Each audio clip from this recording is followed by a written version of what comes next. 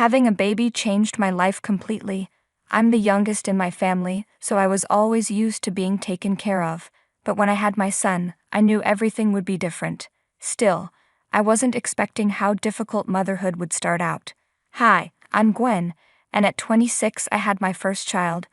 My son, Heath, meant everything to me and my husband, Hugh. From the moment I heard Heath cry in the hospital, I knew I wanted to dedicate my life to him. That's what parents do, right? But things don't always go as planned. This is where Hugh's mom, Trish, comes in. She had recently gotten divorced and came to stay with us. She wasn't in a great mental state and had nowhere else to go.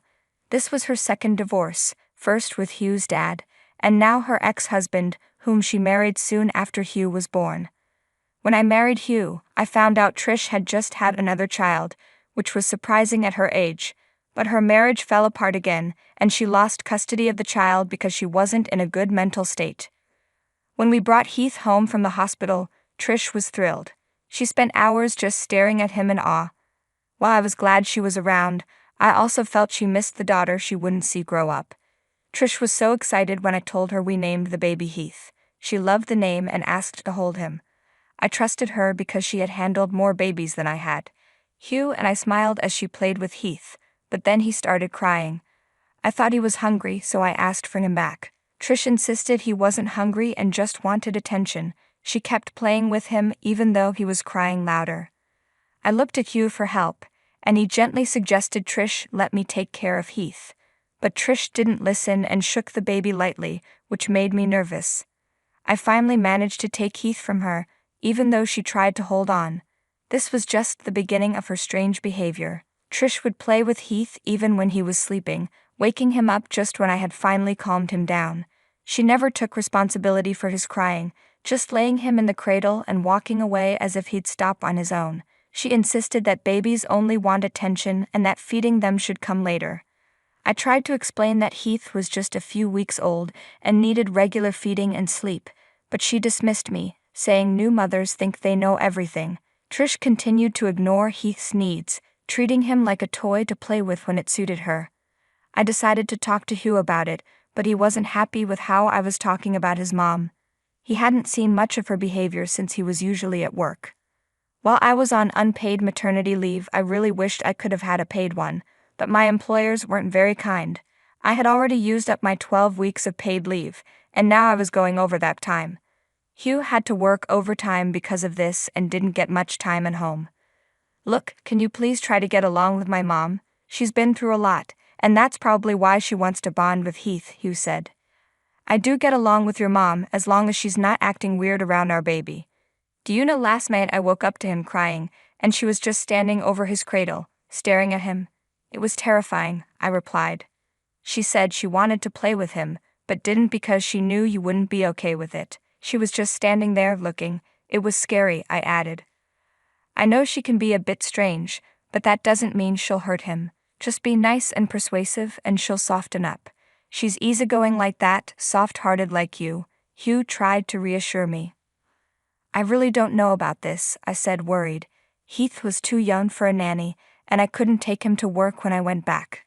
I was a barista at a local cafe and I wasn't sure how long I could stay off work. With only Hugh working, we were just making ends meet, and I was concerned about the future. At first, I liked the idea of letting Trish take care of Heath while I was away, but now I realized that might not be a good idea. The other day, I was trying to get Heath to sleep when I heard loud noises from my room. I peeked in and saw Trish stomping around, looking like she was deep in thought. When she noticed me, I quickly looked away, but she swung the door open. Do you think I should talk to my lawyer again? She asked abruptly. Talk to your lawyer? About what? I asked, confused. About my baby. Like the one you have. I think I can get her back if I try really hard. Maybe I could file a lawsuit against Tony and prove he's not a reliable person for her to grow up with, she said. Tony was her ex who had custody of their child. I felt sorry for Trish. She was clearly in a bad mental state, but I had to warn her about the consequences of her actions. Trish, that's a long shot. Even if you prove Tony can't raise the child, you won't get her back. They'll say both parents are unfit, and she'll go through the foster care system until she turns 18, I explained. But then I can adopt her as soon as she's put up for adoption. You can keep Heath, and I'll get my baby. Everyone will be happy, Trish said. Trish, no offense, but you're starting to sound like you're losing your mind. You need to relax and let go of this.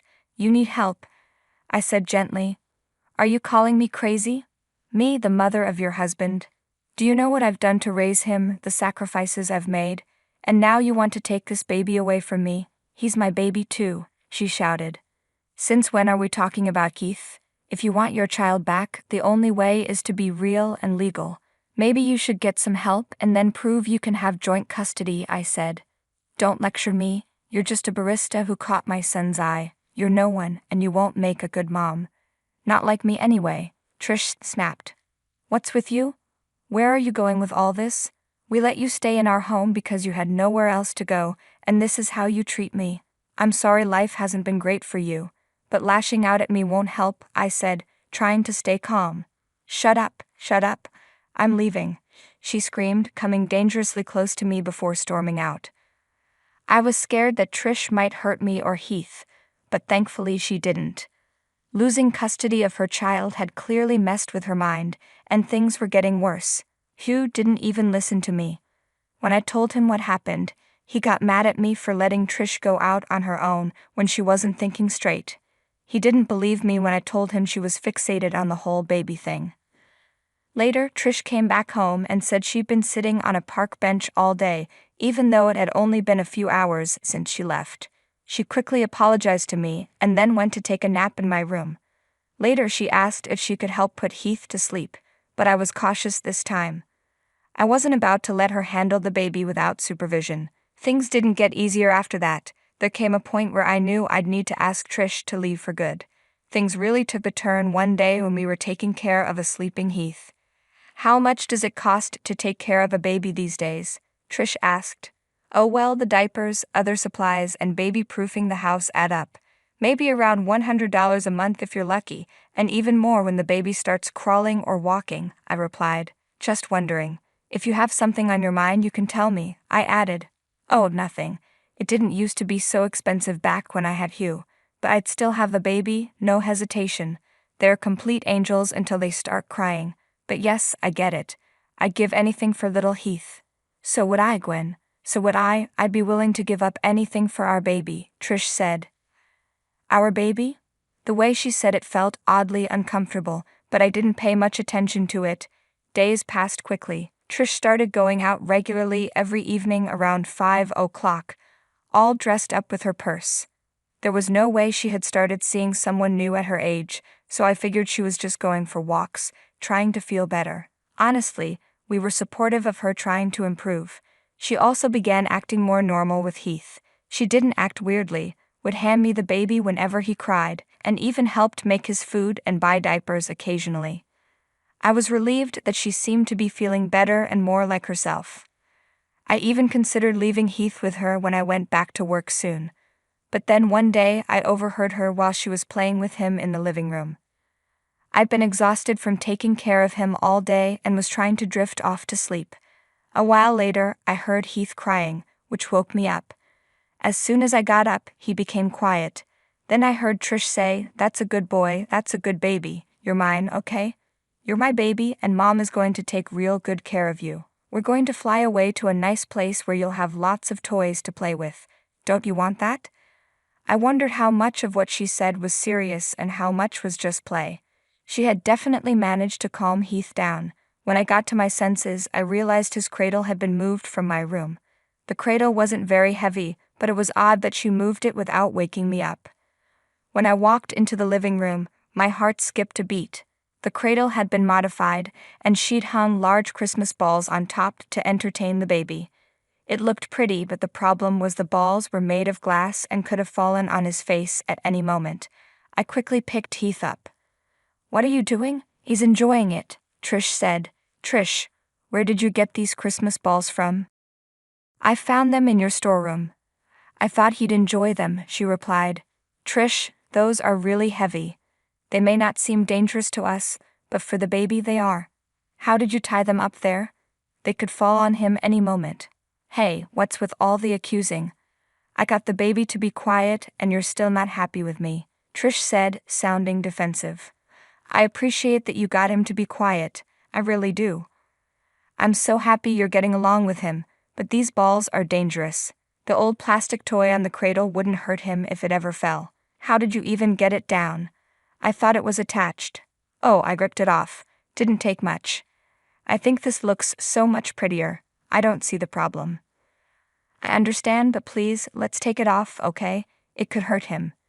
Trish made a face but pulled the Christmas balls down. As soon as she touched them, 2 of them fell straight into the cradle and left dents in the bedding. That could have been where my child was lying. I saw that her intentions were good, but the way she went about things wasn't okay. She left the living room and ran into my room to sleep. Afterward, she began distancing herself from me. Every morning, she'd go out and not come back for hours. Whenever I asked where she was going, she'd just say, "The post office." Trish kept saying she was going to the post office, but it was too far for her to be gone all day. She also started whispering strange things to Heath, and she'd smile at me in a weird way. I was getting uncomfortable, so I talked to Hugh again.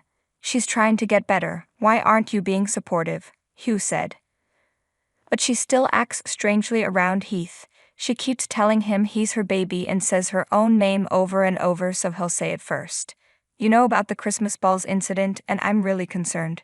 You're overthinking this. She's taking care of our baby. Yes, the Christmas balls were a mistake, but you handled it, and she won't do it again. And you need to help her get to the post office if that's where she's going." "Hugh, she's obviously not going to the post office every day. Why would she?" "Because she used to work there and has friends there. Maybe she got a part-time job." "Then why wouldn't she tell us about it?" "I don't know, okay? Just relax and stop keeping an eye on my mom. She's innocent, there's no need to accuse her." That was it, I lost it. Hugh refused to believe me no matter what I said. With my return to work approaching, I decided to take matters into my own hands. I bought a baby monitor and secretly installed it in the wall so no one would notice it.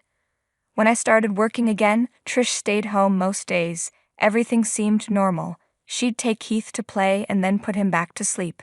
Since I was only working part-time, I was always home before it got too late. But one day, I heard something on the baby monitor that made my heart sink. "Oh, we're going to fly away, Heath, you and me. Mama has been working so hard at school, teaching little kids like you'll be someday. Oh, Mama has so many plans once she runs away with you," Trish said. I heard Heath giggle as she picked him up and spun around the room. "My baby, oh little baby, do you like spinning? Do you like it? Of course you do. We're going to go far away from your little cradle. I'll get you a new one with big shiny balls on it, and you'll have a pretty mom, unlike your mom, and we'll make Daddy run away too. Yes, we will." What was going on? I was horrified. She continued spinning around the room with Heath, but when she finally sat down, Heath started crying. She placed him on the edge of the bed and held her head like she was dizzy. I panicked, thinking Heath might fall, but she picked him up just in time and put him back in his cradle. "You keep crying, and I'm not giving you any more attention. In my house, you'll learn discipline from the get-go. Children these days, I swear to God," she said and slammed the door. I was deeply concerned. I recorded the footage and considered sending it to Hugh, but I wanted to make sure I wasn't overreacting. That day, I went home early, worried about my child. Trish opened the door, looking worn out and tired. She yawned and went straight to sleep without saying a word. I rushed to my room, quickly fed Heath, and calmed him down. Once he was asleep, I locked the room from the inside and started searching. Trish always carried a big red purse whenever she went out, and I needed to find it. After searching my room for almost an hour, I found nothing. Then I noticed it hanging from the coat rack. I grabbed it as quietly as possible, and when I looked inside, I was shocked. She had a teacher's ID card for a school and a plane ticket scheduled for the day after tomorrow. She had been planning to run away with my child. I kept the ticket and ID card to myself and sent the video to Hugh, asking him to come home as soon as possible. "This can't be real. Oh, for God's sake, you still think I'm overreacting?" I asked when Hugh saw the footage and held the ticket and ID card in his hand. Hugh was speechless. He realized Trish had been working for months to arrange all this. She clearly needed help. We decided to call Hugh's dad, Jonah. Jonah quickly picked up the call. When Hugh told him what was happening, Jonah was saddened but agreed that Trish needed to be removed from the house. He suggested we consider a retirement home for her. Do you think she should go to a retirement home? Hugh asked. That's what I do. But I think she needs psychiatric care first, Jonah replied. So you want her out of the house for good? Hugh confirmed. Yes, please, I said. Okay, I'll come over to talk to her in person. Let's get started, Jonah agreed. Jonah had been around when Heath was born, and he and Trish would often argue over small things, but he came over anyway. Hugh and Jonah talked to Trish, and there was a lot of crying and yelling. He's my baby, Trish screamed. No, he's my son. Trish, you need to get out of here before we have to forcefully remove you, Hugh said. Oh, I'd like to see you try, Trish shot back.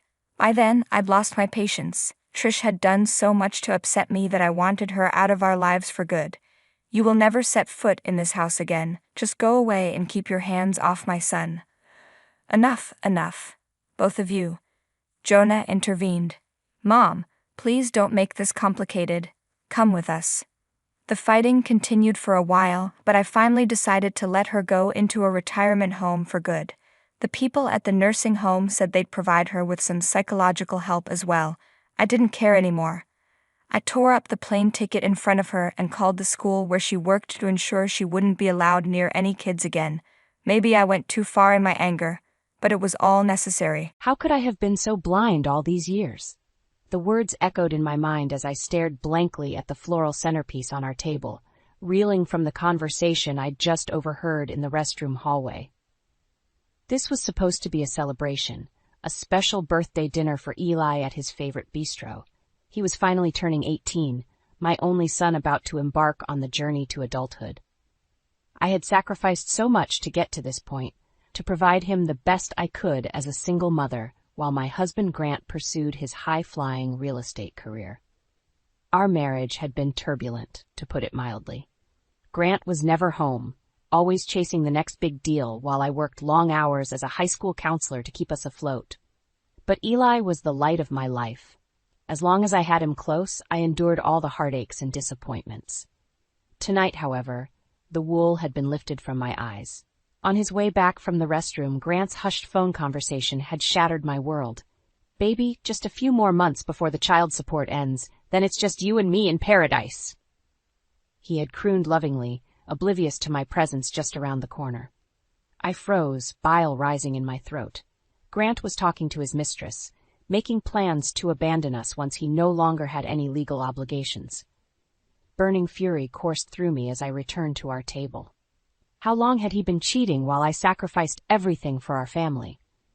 All the times I had forgiven his neglect, blaming the demands of his work. The vacations and parent-teacher conferences I attended alone, the nights waiting anxiously for him to come home. It was all a sham, a lie I told myself to keep going. Grant slipped back into his seat, eyes glued to his cell phone as he typed furiously, a small smile playing on his lips. The truth sat like a rock in my stomach while Eli chatted excitedly about his college applications. My eyes landed on the gift I had carefully selected for Grant, a limited edition Hublot watch I had saved up for months to buy. Suddenly, I wanted to hurl it in his lying, cheating face. This man who had vowed to love and cherish me. How could he destroy our family so callously? I took a deep breath, slowly moving the gift out of sight. Now was not the time. But soon, I promised myself he would face the truth. I would make sure he paid the price for his betrayal. The waiter arrived with our entrees, interrupting my raging thoughts. I slowly cut into my grilled salmon, chewing mechanically without tasting it. Grant was oblivious, prattling on about his upcoming deals between gulps of wine. Under the table, I slipped my phone out and composed a quick text to Marcus, an old family friend who also happened to be one of the sharpest divorce attorneys in town. Urgent, need discreet meeting.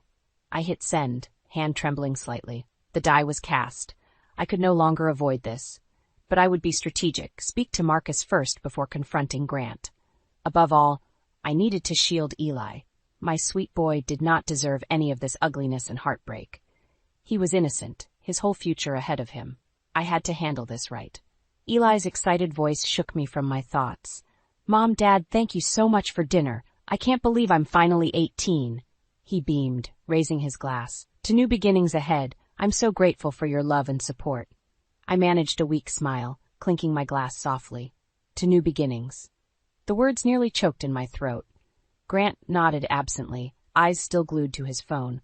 Under the table, I slipped the watch box back into my purse decisively. The lavish gift would be better served selling for a good price online. I had a divorce lawyer to pay now. Grant may have betrayed our vows without a second thought, but he would not escape so easily. I would fight for Eli, for myself, for all the years I had sacrificed holding this family together. The next chapter of my life was just beginning. The heavy wooden door creaked open, snapping me back to the present. I was sitting in Marcus's office, a tastefully decorated space that oozed success and prestige. He ushered me inside gently. "Lorraine, please have a seat. Tell me what's going on." I sank into the plush leather chair across from his desk, clutching my purse tightly. Where should I even begin? "Thank you for seeing me on such short notice, Marcus. I don't know who else to turn to right now." My voice quivered despite my best efforts. Marcus nodded, his bespectacled eyes radiating warmth and wisdom. "Take your time. What can I do to help?" I took a deep breath. "It's Grant. I just found out he's been having an affair and plans to leave us as soon as Eli turns 18. Marcus's eyebrows shot up, but he stayed silent, waiting for me to continue. "You've known us for years. You know what I've sacrificed for this family, working double shifts to cover bills when Grant's business was just starting out, handling everything at home by myself, finances, repairs, parenting. I've given everything I have." Anger and hurt welled up inside me. I thought back to all the times I'd swallowed my pain and frustration to keep the peace. The vacations and holidays I'd spent alone with Eli while Grant was tied up at work. How many signs had I missed or willfully ignored? Marcus handed me a box of tissues, his eyes brimming with compassion. I dabbed at my eyes hastily. Now was not the time for tears. I needed to be strong and strategic. I overheard him talking to his mistress last night. He promised her a new life together as soon as he's free of his obligations. All these years, and that's all Eli and I are to him, burdens to discard. I clutched my purse tighter, feeling the small birthday gift I'd never had the chance to give Grant. That watch would fetch a good price toward my legal fees. Grant owed me that much and more. Marcus scribbled some notes, glancing at his monitor. "I see. And have you spoken to Grant directly about this?" I shook my head. "Not yet. I wanted to consult you first. See what my options are, especially finances and custody for Eli. At 18, Eli was legally an adult, but he still had a semester of high school before graduation. I needed to protect him, give him stability and care until he was fully on his own 2 feet. Marcus nodded sagely, steepling his fingers under his chin. "You're being wise. Why don't you tell me more about your current situation? I can provide some recommendations once we have all the details." I spent the next hour laying everything bare, our assets, accounts, debts. Marcus took copious notes, only interrupting occasionally to ask thoughtful questions. In the 20 years I'd known him, his calm demeanor and sharp intellect had never wavered. He inspired confidence and trust. By the time we finished reviewing the paperwork, I felt lighter. Talking it all through had cleared my mind and firmed my resolve. I would not back down quietly or cave to Grant's intimidation. Too much was at stake. Marcus leaned back, removing his glasses. "I know this is difficult, Lorraine, but you have several excellent options, especially given the evidence you have." He outlined a solid game plan to protect myself and Eli financially, while gathering more proof of Grant's misdeeds. Marcus would be discreetly consulting trusted colleagues to build an airtight case. For the first time in days, I felt hope stirring inside me. I had an ally now. Someone dependable who could guide me through the turbulent times ahead. Grant may hold the money and resources, but I held the moral high ground. With strategic courage, I could still gain the advantage. The next move was mine. "Mom, he can't get away with this." Eli's voice echoed loudly in the quiet kitchen. I shushed him gently. It was past midnight, and I didn't want to wake the neighbors. "Lower your voice, sweetie. I know you're upset, but we have to be smart about this." I slid a cup of chamomile tea over and motioned for him to sit. We both needed to calm down and think clearly. Eli took a deep breath, clutching the mug tightly. "I just can't believe Dad would do this to us. And that woman Clara, she knew he was married. They have to pay for what they've done. I nodded wearily. My sweet boy didn't deserve to have his world shattered like this. When I first told him about Grant's affair, he had raged and cried, cursing his father's name. I couldn't remember the last time I'd seen Eli express much emotion. He was usually so stoic, immersed in his studies. This betrayal had cut deep. Revenge won't solve anything right now, I said gently. We need to be smart and gather evidence against them first. Marcus had advised documenting proof of Grant's long-term affair and reckless spending to gain leverage in the divorce proceedings. Hitting him where it hurt, his reputation and his money, was the smartest play. Eli gripped his mug tighter, eyes blazing. I can talk to some of Dad's former assistants and colleagues. Maybe they know something that could help. I hesitated.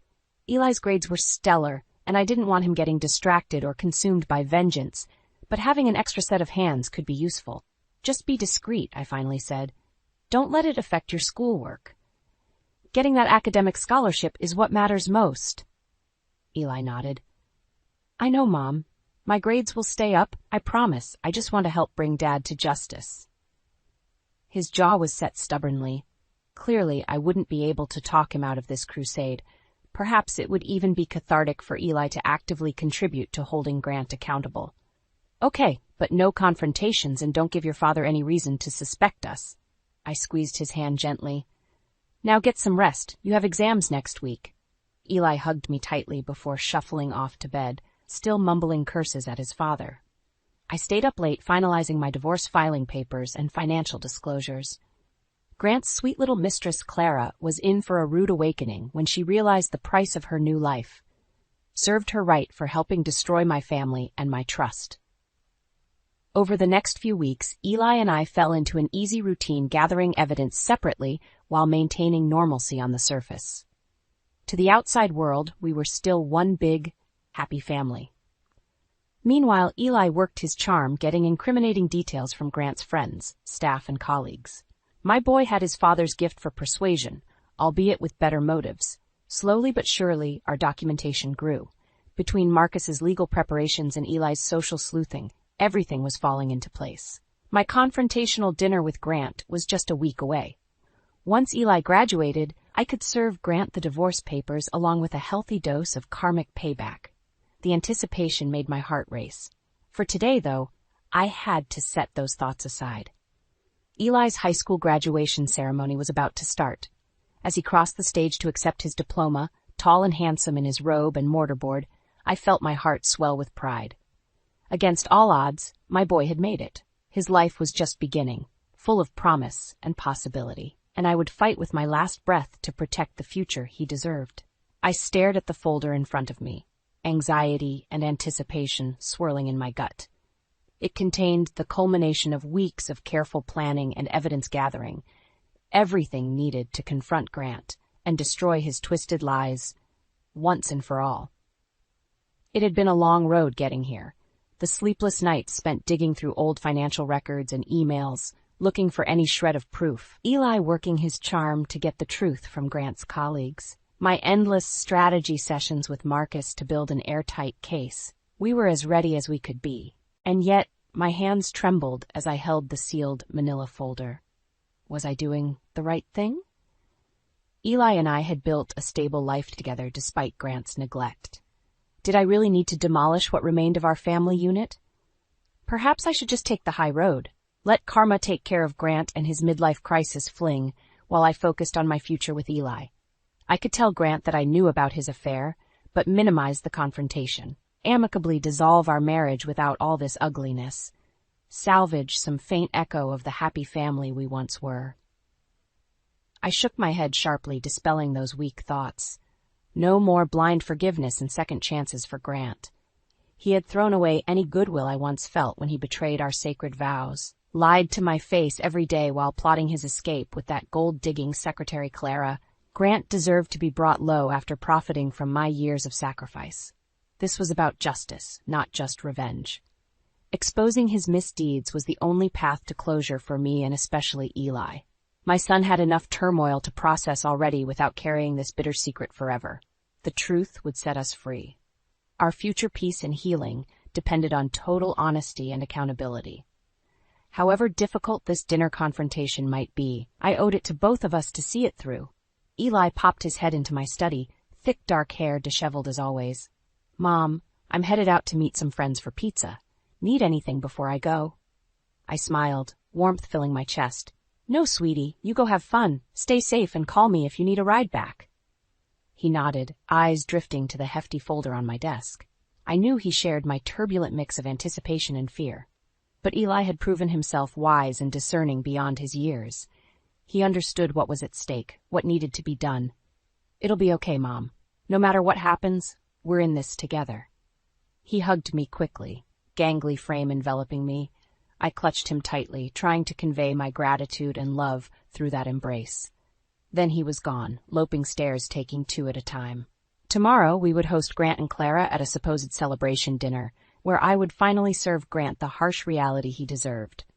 A pit started forming in my stomach. It was almost time to face the music. I squared my shoulders and closed the folder. Right or wrong, the die was cast. All the weeks of painstaking preparation couldn't eliminate the risks we faced, but the time for hesitation and second thoughts was over. Whatever happened at tomorrow's confrontation, I had to be strong and see this through. For Eli, for myself, and for the life we could build as soon as Grant's poisonous secrets were laid bare.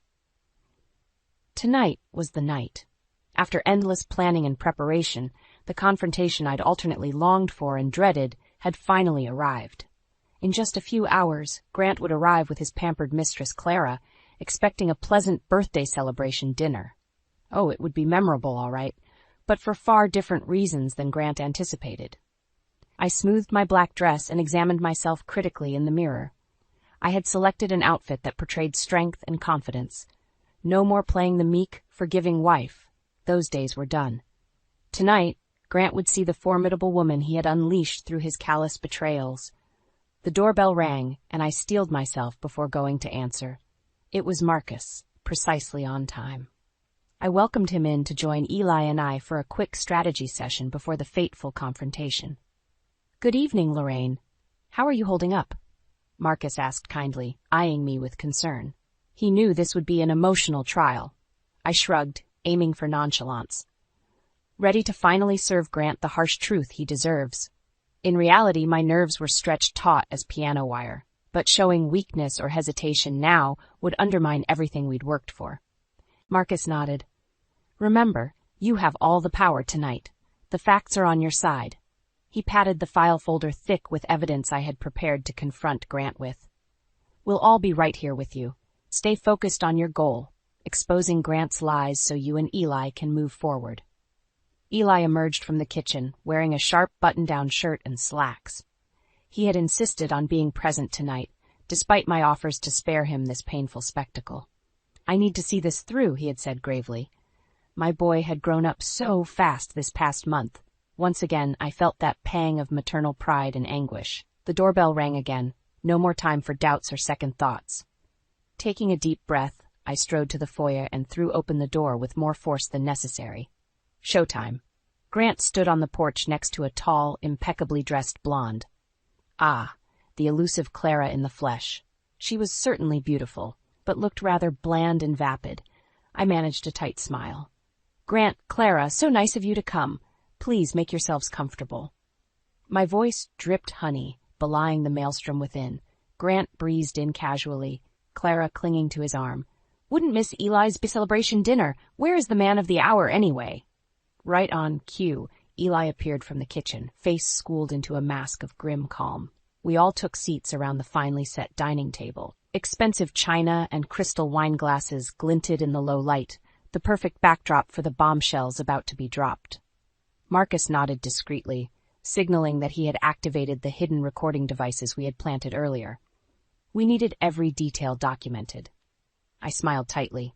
"So glad we're all together tonight for this special family occasion." Grant grinned while Clara fidgeted. "I want to propose a toast." I raised my wine glass. "To new beginnings." We all took sips. Now for the true theatrics to begin. "There is something I need to discuss with you first, though, Grant." I kept my tone civil and calm, still playing the role. Grant looked confused, while Eli and Marcus's eyes were steely calm. They knew what was coming. I pulled out the thick file folder and let it drop onto the table with a resounding smack. New beginnings indeed. For example, your new beginning with Clara here, while our marriage was still very much intact. Grant paled rapidly. What are you talking about? He sputtered. Too late. The trap was sprung. I smiled icily. I think you know very well, but allow me to refresh your memory. I opened the folder slowly, watching Grant and Clara's eyes widen. Let's start with the credit card statements, shall we? I pulled out a stack of papers. Some very interesting hotel charges the past few years while you were working late. Grant sputtered, face rapidly turning red. I can explain. I silenced him with a look. Save it. Unless you can explain 10 pages of charges for jewelry, lingerie, couples massages, must be quite the demanding client. Clara flushed crimson next to Grant, shrinking into her seat. Served her right, the two-faced homewrecker. And that's just the start. I slammed down another stack of papers. Emails to your assistant clear back to 2012, dictating love notes to your dearest Clara? I shook my head in mock sadness. You always were sloppy with covering your digital tracks. How did you? Grant stared at the mounting evidence, eyes bulging. I felt a surge of dark satisfaction at finally puncturing his brazen facade. It doesn't matter how. What matters is you being held fully accountable for destroying this family. My voice remained icy calm, strengthened by the righteous fury coursing through me. I pressed on, spurred by years of pent-up hurt and betrayal. Oh, and let's not forget the offshore accounts. Quite a lot of marital assets diverted without my knowledge. I'm sure the court will have questions. With that, I turned my gaze to Marcus, who had been silently observing. His face was a mask of restrained fury. He rose slowly from his seat. Good evening, Grant, Clara. I'm Marcus Wright, attorney representing Lorraine during these divorce proceedings. Grant's face somehow turned even paler. I drank in his shocked expression, thrilled to finally have gained the upper hand. As you can see, we have compiled extensive evidence of your financial malfeasance and infidelity. Lorraine has a rock-solid case for an extremely favorable divorce settlement and child support. Marcus motioned to the damning array of documents. I suggest you refrain from denying any accusations or attempting to discredit this evidence. We have enough proof to bury you for years in litigation and destroy what remains of your professional reputation. He paused, leaning over the table to look Grant right in the eye. However, if you agree to a quick, amicable settlement, we can avoid airing more of your dirty laundry. I urge you to make the wise choice here. His smoothly delivered ultimatum pierced the heavy silence. Clara was openly sobbing now, mascara smudged across her face. Under different circumstances, I may have pitied her. But tonight, I only felt cold satisfaction seeing her lavish, ill-gotten world crumble. Grant buried his face in shaking hands, the magnitude of his defeat sinking in. I had imagined this moment so many times, certain I would explode in rage or glee. But confronted with the reality, I only felt bone-deep relief. Our painful charade was finally ending. The long road of healing could begin. I rose calmly from my seat, holding Grant's defeated gaze.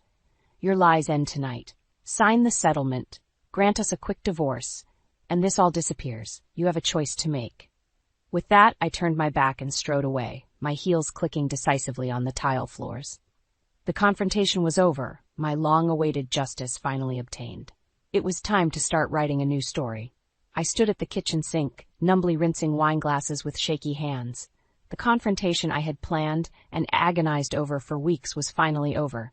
Grant and his tearful mistress had staggered out minutes earlier, shell-shocked and defeated. Marcus stepped up beside me, gently prying the glass and sponge from my clenched fingers. It's done, Lorraine. You were strong and decisive, just as we planned. His kind eyes radiated reassurance. Go rest. I'll finish up here. I managed a weak smile of gratitude before sinking into a kitchen chair, body and mind utterly spent. The adrenaline that had fueled my ruthless composure through the evening was bleeding away, leaving me hollowed out. Eli entered cautiously, kneeling beside my chair. Mom, are you okay? His worried face blurred through my exhausted tears. I pulled him into a crushing embrace, clinging to the reassuring solidity of his presence. My boy, my reason for enduring all these trials. It had all been for him. I'm okay, sweetie. It's just overwhelming. I stroked his hair as he hugged me tighter. Watching his father's shameful secrets brutally exposed couldn't have been easy either, but Eli had insisted on bearing witness tonight, to see justice served for both of us. Once again, his maturity and resilience left me in awe. I dabbed my eyes and sat up straighter. Enough tears. I needed some answers. Marcus re-entered, holding a thick manila envelope. The settlement agreement is ready for your review, along with the petition for divorce. I'll be filing immediately. It's an extremely favorable outcome. He summarized the terms: 70% of marital assets, full child support for Eli's college, and enforcing Grant's retirement from his company to protect our stakes. It was far beyond what I had hoped for. Marcus had worked magic. I flipped numbly through the pages, emotions still muted with shock. It was all here in ink. Grant's admission of guilt on multiple counts, surrendering everything we had demanded. He had caved entirely, knowing any court battle would be hopeless against our arsenal of evidence. Thank you, Marcus. This is more than fair. I tried to inject warmth into my numb voice. He had fought brilliantly for us. Marcus gave a satisfied nod, snapping his briefcase closed. Of course. It's the very least Grant owes you both after all these years. Justice won't restore what he broke, but it can clear a path for your fresh start. I walked him out, still in a daze, with Eli's arm wrapped firmly around my waist. As I watched Marcus's car disappear into the night, an unexpected thought pierced through the fog. It was over. Every sleepless night, every hour spent strategizing and gathering proof, every ache over my demolished marriage, I could release it now. Grant's ruin was assured, and my future finally free of his poisonous web. Tomorrow I could begin rebuilding a joyful life with Eli, unburdened and unashamed. It would take time to truly heal, but we had taken the first bold steps tonight. I turned to Eli, hope flickering tentatively inside me. Why don't we take that trip to Italy we've always dreamed about? A mother-son graduation celebration. Eli's face lit up, eyes shining. Really? That would be amazing. I hugged him tightly once more before heading upstairs, the promise of tomorrow's freedom propelling my tired steps. I could rest easy at last, justice served and a new dawn awaiting. The past was finally laid to rest. Warm sunlight filtered through swaying Italian cypress trees as Eli and I strolled down a cobblestoned path, gelato in hand. It had been 2 blissful weeks since we'd arrived in Tuscany for a celebratory graduation trip, courtesy of Grant's newly liquidated assets. Italy was just as beautiful and healing as I'd hoped. Long leisurely days spent exploring quaint hillside towns and tasting delicious local wine and cuisine. Evenings spent laughing with Eli over home-cooked meals on our villa's patio, looking out over rolling vineyards stretching to the horizon. Our confrontation with Grant already felt like a distant memory. Being immersed in the beauty and serenity of Italy made those painful chapters of our life somehow smaller. Petty, even. I sighed contentedly, linking my arm through Eli's as we walked. "How's your pistachio gelato, sweetie?" He grinned. "Amazing, as always. This was the best graduation gift ever, Mom." My heart swelled. "You deserve it, kiddo. I'm so proud of you." Watching Eli relax into his carefree young self again after shouldering so much responsibility and heartache had been the greatest joy. He would return home ready for college, unburdened by his father's toxicity. We arrived back at the villa as the setting sun bathed the terracotta roof tiles in golden light. I curled up on a lounge chair with a glass of Chianti, flipping idly through my discarded novel. For the first time in ages, I actually had time to read something unrelated to financial records or divorce law. Across the patio, Eli was furiously typing on his laptop, brow furrowed in concentration. Probably chatting with that pretty Italian friend he'd met in town earlier this week. Young love in the Tuscan sun, how quickly life moved on. My own heart suddenly felt lighter than it had in years. The isolation and stress that had weighed me down was finally lifting day by day. I was remembering what it felt like to breathe freely, revived by new possibility. A notification from my lawyer back home interrupted my musings. Marcus had sent through the final divorce decree, officially dissolving my tattered marriage. In the attachment, he included a brief update on Grant's downfall. I quickly skimmed through. Grant had submitted his resignation from the company, disappearing quickly and quietly as agreed. His reputation was mud in the industry after rumors of embezzlement and misconduct surfaced. No cushy CEO positions awaited him now. A vindictive part of me hoped he was suffering, consumed by shame and regret over losing his wealth and stature. But an even larger part simply felt indifferent. Grant no longer held any power over me, for better or worse. I stretched out on the lounge chair contentedly. The sun had set, leaving a dusky purple hue over the vineyards. Somewhere nearby, cicadas chorused softly. Eli wandered over and squeezed my shoulder. "Hey, Mom, want to go grab dinner in town tonight? My treat." I smiled, pride and gratitude welling up. "That sounds perfect, honey." Arm in arm, we made our way slowly down the winding path toward town. The past was finally laid to rest, granting me passage to a life reclaimed, and I intended to savor every luminous step ahead with my boy beside me. Justice had been done, and hope's first tender shoots were rising from the ashes at last. Our new story was just beginning. I'm Anna Richardson, 28 years old, and up until recently, my life was a fairy tale. Or so I thought. The memory of my wedding day is still vivid in my mind. My family, although supportive, had reservations. Their biggest concern? Gregory Hartman, my husband, had been divorced once before, and his first marriage had barely lasted a year. Irreconcilable differences, they said. But I was in love, and love, I believed, could conquer all. My father's eyes were moist when he gave me away. "Be happy, Anna," he whispered, his voice laced with unspoken worries. "Gregory, she's in your hands now." Gregory had smiled, his confidence unwavering. "I won't let you down, sir," he had promised. But promises are like glass, easily shattered. This morning, like every morning since our wedding, I woke up to find Gregory's side of the bed cold and empty. I used to wake up earlier to prepare breakfast and see him off to work with a kiss. Now the kisses had stopped, and so had the warm goodbyes. "Gregory, breakfast is ready," I called out, forcing cheerfulness into my voice. "Yeah," was all he grunted in response, not even glancing my way as he grabbed his coat and headed for the door. The difference was stark. Before marriage, Gregory was attentive, loving. Now he was like a stranger, a cold, distant figure occupying the same space, but sharing none of the warmth we once had. I tried to brush off the nagging feeling of unease. Maybe it's just the stress of his job, I told myself. But deep down, I knew something was fundamentally wrong. The turning point came today, in the most unexpected way. Gregory had left his phone on the kitchen table. Usually, I respected his privacy, but something compelled me to glance at the screen when it lit up with a new message. "Thanks for last night. Can't wait to see you again." The sender's name was Claire. A wave of nausea hit me as I stared at the message, the room spinning around me. My heart pounded in my chest, a mix of anger, betrayal, and disbelief coursing through me. This was it. The moment everything came crashing down. The man I loved, the man I had married, was not who I thought he was. I felt a bitter laugh escape my lips. All those times I had defended him, believed in him, and he was betraying me. My family's concerns, my friends' subtle warnings, everything made sense now. I knew what I had to do. The thought of divorce had crossed my mind before, but I had pushed it away, hoping things would get better. But not anymore. I couldn't live a lie. As I stood there, lost in my thoughts, Gregory walked back in, having forgotten his phone. Our eyes met, and for a moment I saw a flicker of something in his eyes. Guilt, fear? It didn't matter. "Anna, what's wrong?" he asked, his voice tinged with concern that seemed so fake now. "Nothing," I replied, my voice steady, "just thinking about how things change." He didn't press further, simply grabbing his phone and leaving. But in that moment, I made up my mind.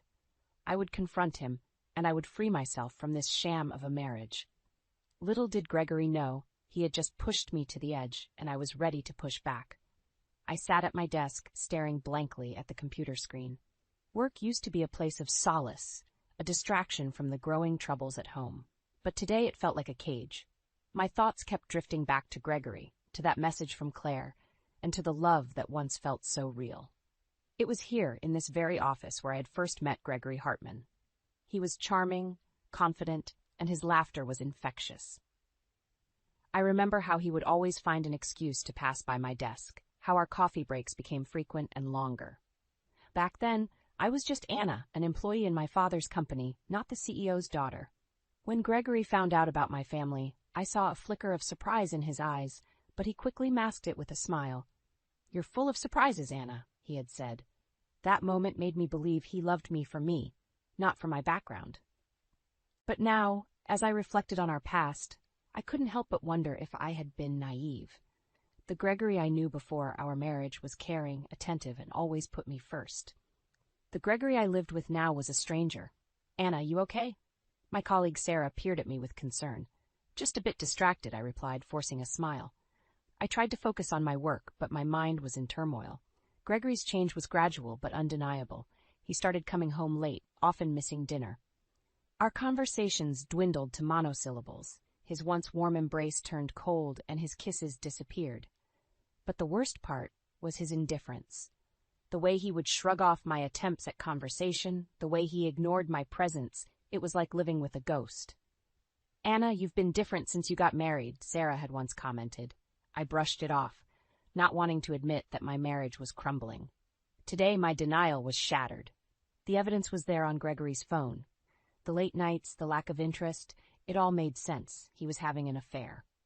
As the day came to an end, I packed my things and headed home. The house felt empty, just like my heart. I needed answers, and I needed to confront Gregory. When he finally came home, I was ready. "We need to talk," I said, my voice steady. Gregory looked surprised but nodded. "What's wrong?" "It's about us, Gregory. About our marriage," I began. "I know about Claire." For a moment, Gregory looked like a deer caught in headlights. Then he composed himself. "Anna, I can explain," he started, but I raised my hand to stop him. "I don't want your excuses, Gregory. I want the truth. Why did you marry me? Was it ever real, or was it all just a game to you?" Gregory sighed, running a hand through his hair. "Anna, it's complicated." "No, it's simple. You lied, you cheated," I countered, the hurt evident in my voice. "We talked, or rather, I talked and Gregory listened. He tried to explain, to justify his actions, but his words fell on deaf ears. The trust was broken, and with it, our marriage. That night, I made a decision. I would file for divorce. I couldn't stay in a loveless, deceitful marriage. I deserved better, and I was determined to get it. As I lay in bed alone in the darkness, I realized this was just the beginning. I had to brace myself for what was to come. But one thing was clear. I would not let Gregory Hartman ruin my life.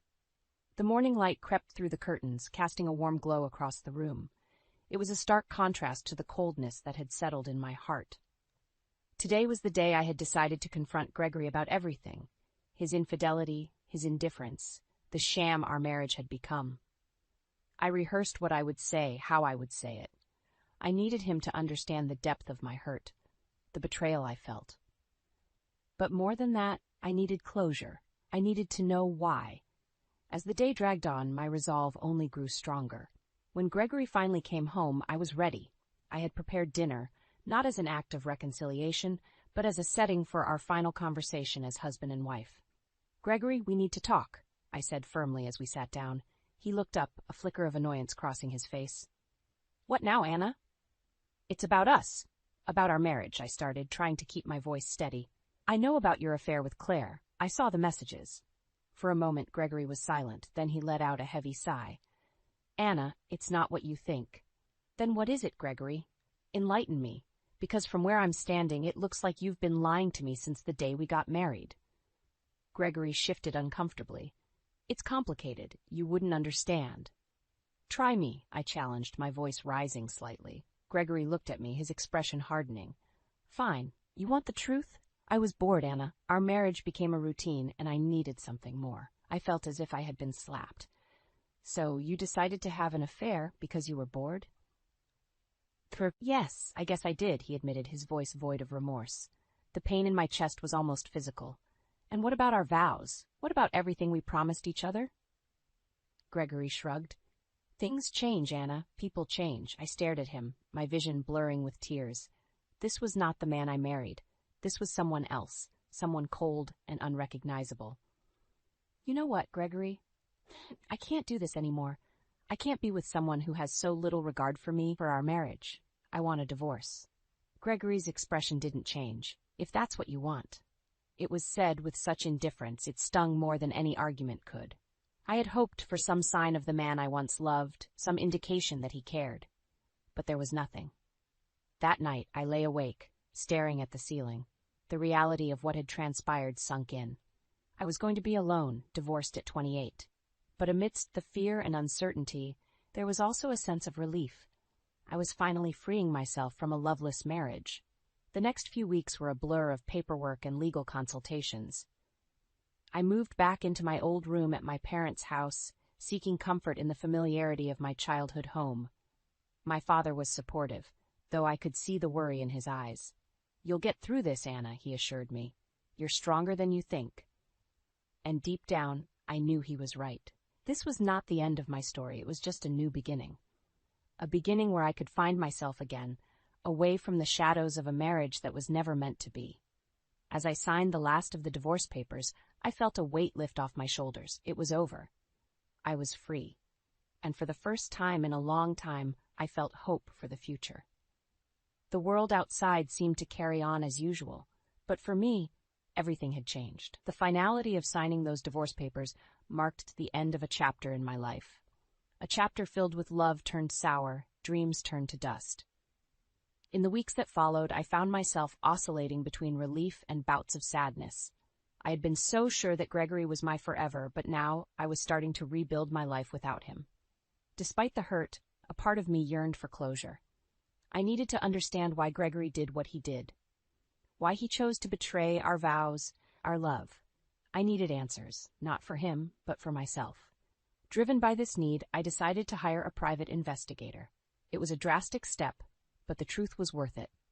The PI I hired was a seasoned professional, and within days, he had gathered enough evidence to paint a clear picture of Gregory's infidelity. The report was detailed, complete with timestamps and photographs. It showed Gregory and Claire, his co-worker, together at various locations, their body language unmistakably intimate. My heart ached as I looked at the images, but it also solidified my decision to leave him. Armed with this evidence, I confronted Gregory again. This time, there was no dinner, no pretense of civility. We met in a neutral location, a quiet park where the autumn leaves painted the ground in hues of orange and brown. "Gregory, look at these," I said, handing him the folder of evidence. He flipped through it, his face unreadable. When he finally looked up, his eyes were cold. "What do you want, Anna?" "I want you to admit it," I said, my voice firm.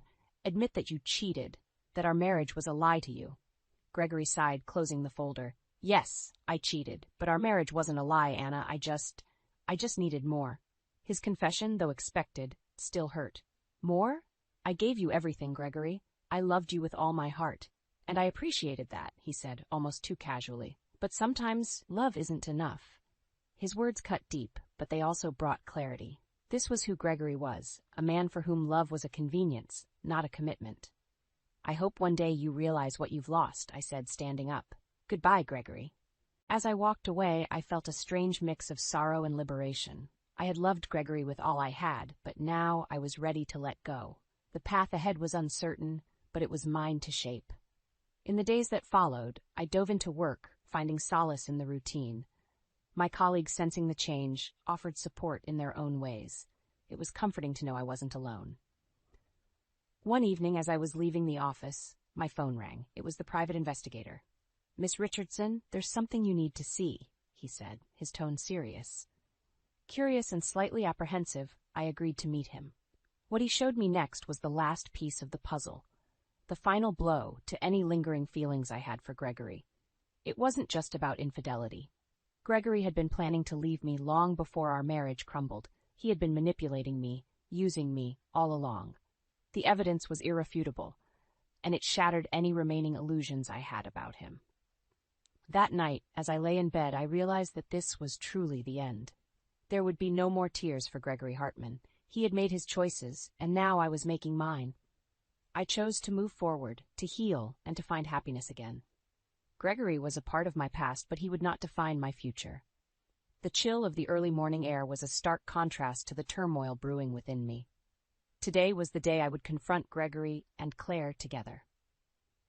I had arranged a meeting under the guise of finalizing our divorce proceedings, but my true intent was to expose the web of lies and deceit they had woven.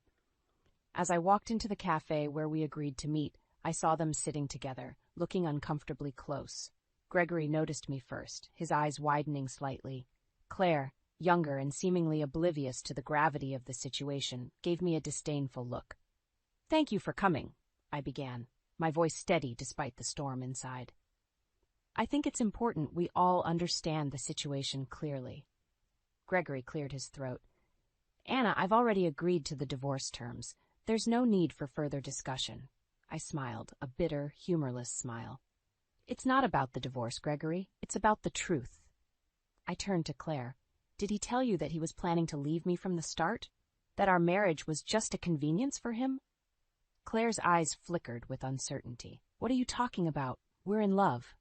In love? I laughed, the sound harsh even to my own ears. Is that what he told you? Because that's what he told me too. Gregory's face was a mask of frustration. Anna, this isn't necessary. Oh, but it is, I countered. You see, I've learned a lot these past few weeks, about both of you. I laid out the evidence the private investigator had gathered, photos, messages, all painting a clear picture of their affair. But more than that, the evidence showed how calculated Gregory had been, how he had used his position at my father's company to further his own agenda. Claire's face paled as she looked through the evidence. This isn't what you told me, Gregory. Gregory was silent, his usual eloquence gone. He had been exposed, and he knew it. You see, Claire, Gregory is a master at manipulation, I said, my voice cold. He doesn't love, he uses people, and once he's done, he discards them. Claire looked between me and Gregory, her expression one of dawning realization and horror. And you, Gregory, I turned to him, you've lost everything. Your wife, your lover, your position at the company. Was it worth it?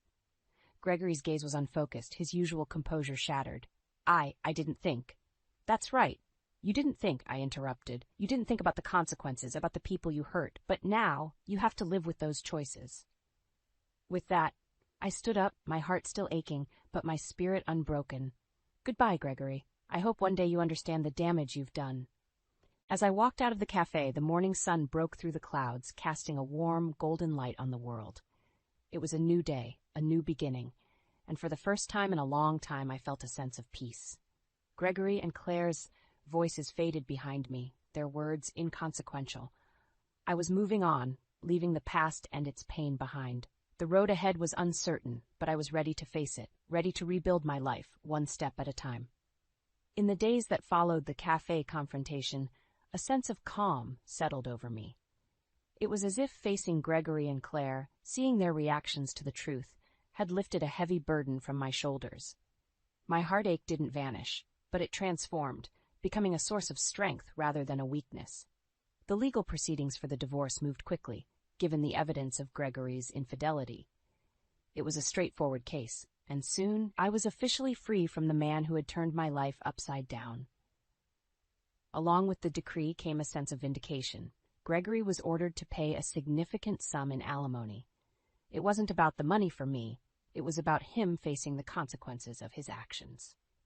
Meanwhile, Claire faced her own repercussions. Word of the affair and the evidence I had gathered spread through the company. Claire's parents, deeply embarrassed by their daughter's involvement in such a scandal, reprimanded her severely. Her colleagues, who once respected her, now looked at her with disdain. She offered her resignation, unable to bear the weight of judgmental stares and whispers. As for Gregory, his downfall was swift and severe. My father, upon learning the full extent of his betrayal, was furious. He had welcomed Gregory into our family, into his company, only to be repaid with deceit. There was talk of firing him, but before any official action could be taken, Gregory resigned. The shame and guilt were too much for him to bear.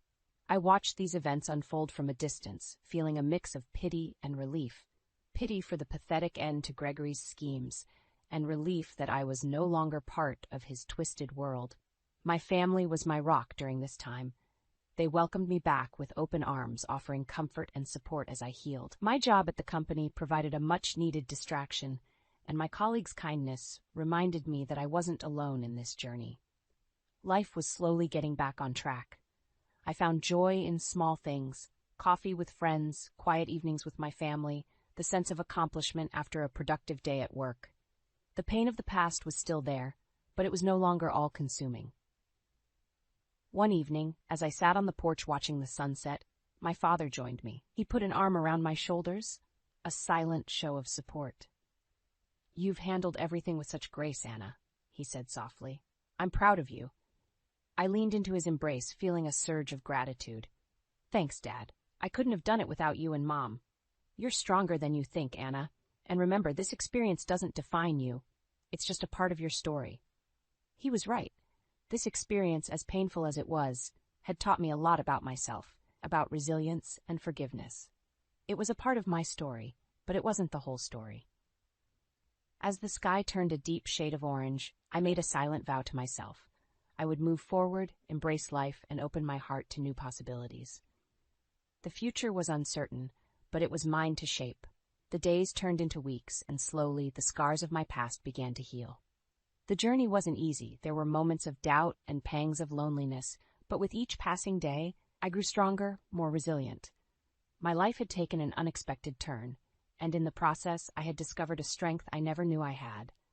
The experience with Gregory, as painful as it was, taught me invaluable lessons about trust, love, and self-worth. I learned that love should never be taken for granted, nor should it be a one-sided sacrifice. I understood the importance of mutual respect and the courage it takes to walk away from a situation that no longer serves you. Most importantly, I realized that my happiness and well-being were in my own hands. As I moved forward, I found comfort in my work, joy in the company of friends and family, and peace in my own solitude. The world, once gray and bleak, was now full of color and possibilities. Occasionally, I would hear news about Gregory. He had moved to another city, a shadow of the man he once was. There was a part of me that felt sorry for him, but I knew that our paths were never meant to cross again. Claire, too, had moved on, finding a new job in a different company. I hoped that she, too, would learn from this experience and find a better path in life. One evening, while sipping tea in my favorite cafe, a thought struck me. This was where Gregory and I had our first date, where our story began. It felt like a lifetime ago, a chapter from a different book. Yet here I was, not broken or bitter, but wiser and more whole than I had ever been. As I looked out the window, watching people go about their lives, I realized that life was full of second chances. It was never too late to start anew, to write a new story. And maybe, just maybe, love would find me again. But this time, I would be ready. I would enter it with open eyes, a strong heart, and the wisdom gained from my past. The cafe door chimed, and a burst of laughter filled the room. Life was moving on, and so was I.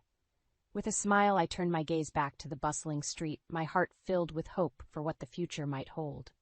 The day started like any other, with the usual rush to get ready for work and drop my daughter off at school. But as I sat down at my desk, surrounded by fabric samples and design sketches, my phone rang. The caller ID showed an unknown number, which I almost ignored, thinking it might be another telemarketer. But something urged me to answer. "Is this Jenna?" a hesitant voice asked. "Yes, speaking." "I'm sorry to inform you there's been an accident. Your parents..." The voice trailed off, but I didn't need to hear the rest to know my world had just crumbled. I remember asking for details, my voice sounding so distant, as if someone else was speaking. They were on their way to a quaint little town, a monthly tradition they had. Their car had veered off the road and tumbled down a steep embankment. It was a passerby who called it in, but by then it was too late. I don't know how long I sat there, frozen, the phone slipping from my grasp. My mind was a blur, images of my parents flashing before my eyes, their laughter, their love for each other, and their unwavering support for me. It all seemed so distant now.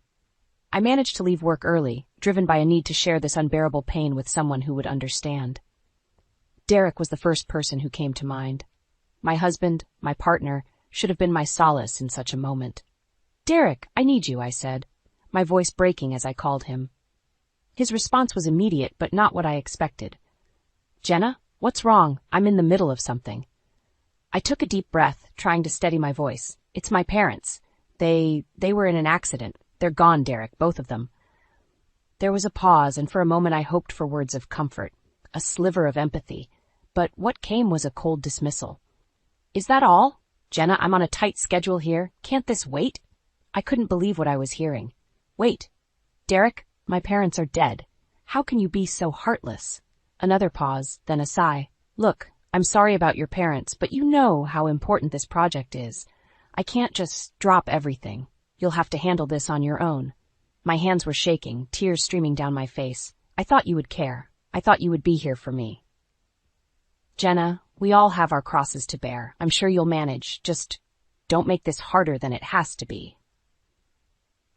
The line went dead. The silence that followed was deafening. I was alone, truly alone. The realization hit me hard. The man I had married, the father of my child, was a stranger to me now. I thought back to the days when Derek would have dropped everything to be by my side. Where had that man gone? How had our love turned so cold and distant? But I had no time to dwell on these questions. I had a funeral to plan, relatives to inform, and a daughter to protect from the harsh reality that her grandparents were gone. As I set about these tasks, a resolve began to form within me. Derek's indifference, his blatant disregard for my feelings, had opened my eyes. I couldn't depend on him, not anymore. This tragedy had not only taken my parents, but had also stripped away any illusions I had about my marriage. It was a painful realization, but one that I could not ignore. The road ahead would be difficult, but I knew one thing for certain. I had to find the strength to move forward, for my sake and for my daughter's. The days leading up to the funeral were a blur. Between making arrangements and comforting my daughter, Lily, I had little time to process my own grief. Derek's absence was palpable, his indifference a constant weight on my heart. But it was during these moments of solitude that I found unexpected strength.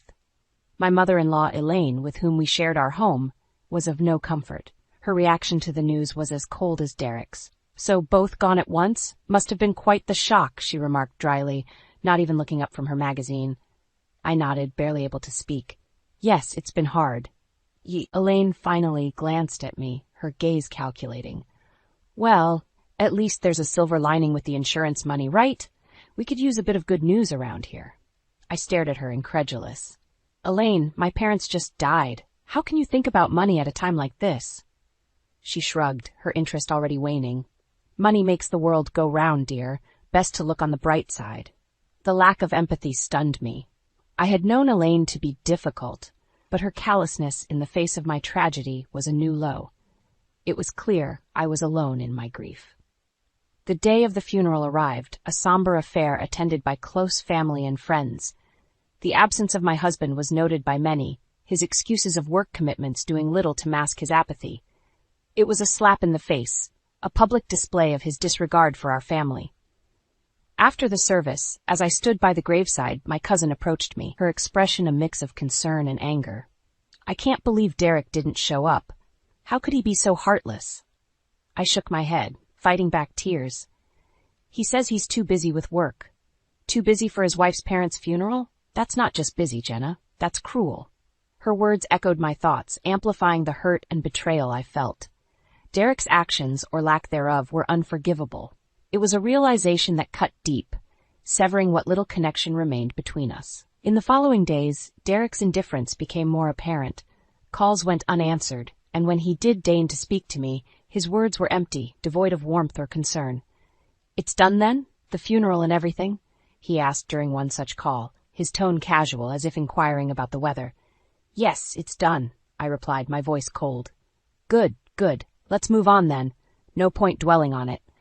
His words were like a knife to my heart. Move on? How could I move on when every day was a struggle, a painful reminder of the loss I had suffered? It was in that moment that I made a decision. I could no longer stay with a man who saw my parents' death as nothing more than an inconvenience, a man who lacked the basic decency to support his wife in her time of need. The thought of divorce had crossed my mind before, but I had always pushed it aside, afraid of the implications for Lily. But now, staying seemed far worse than leaving. Derek had shown his true colors, and they were darker than I could have ever imagined. As I hung up the phone, a sense of clarity settled over me. The road ahead would be difficult, fraught with challenges and uncertainties, but I was determined to face them head on. For my sake, for Lily's, and for the memory of my parents, I would start anew. Derek had made his choice, and now I was making mine. In the days that followed my declaration, the atmosphere at home became unbearable. Derek's presence, once a source of comfort, now felt like a looming storm, always on the verge of erupting. It was during one of these tense evenings that I decided to confront him about his affair. armed with undeniable proof and a resolve made of steel. "Derek, we need to talk. Now," I said, my voice steady despite the racing of my heart. He looked up from his phone, annoyance etched on his face. "What is it this time, Jenna?" "It's about us, or rather the end of us. I know about the affair, Derek." For a moment there was silence, the kind that suffocates. Then Derek laughed, a sound so devoid of humor it sent chills down my spine. "Affair? What are you talking about, Jenna? You're delusional." I held up the photographs, the ones that showed him with her, their intimacy undeniable. "Am I? Then explain these." His face paled as he looked at the images, the realization that his secret was out dawning on him. "Where did you get these?" "That doesn't matter. What matters is that you've been lying to me, to us, all those late nights, the business trips. It was all her, wasn't it?" Derek stood up, the mask of indifference slipping. "Jenna, listen to me. It's not what it looks like." "Not what it looks like? How can you even say that? You've been cheating on me, Derek, on your family. How could you?" He ran a hand through his hair, frustration visible in every line of his body. "It was a mistake, okay? It meant nothing. It was just, it got out of hand." "A mistake? Is that supposed to make it all okay? You've destroyed our family over a mistake?"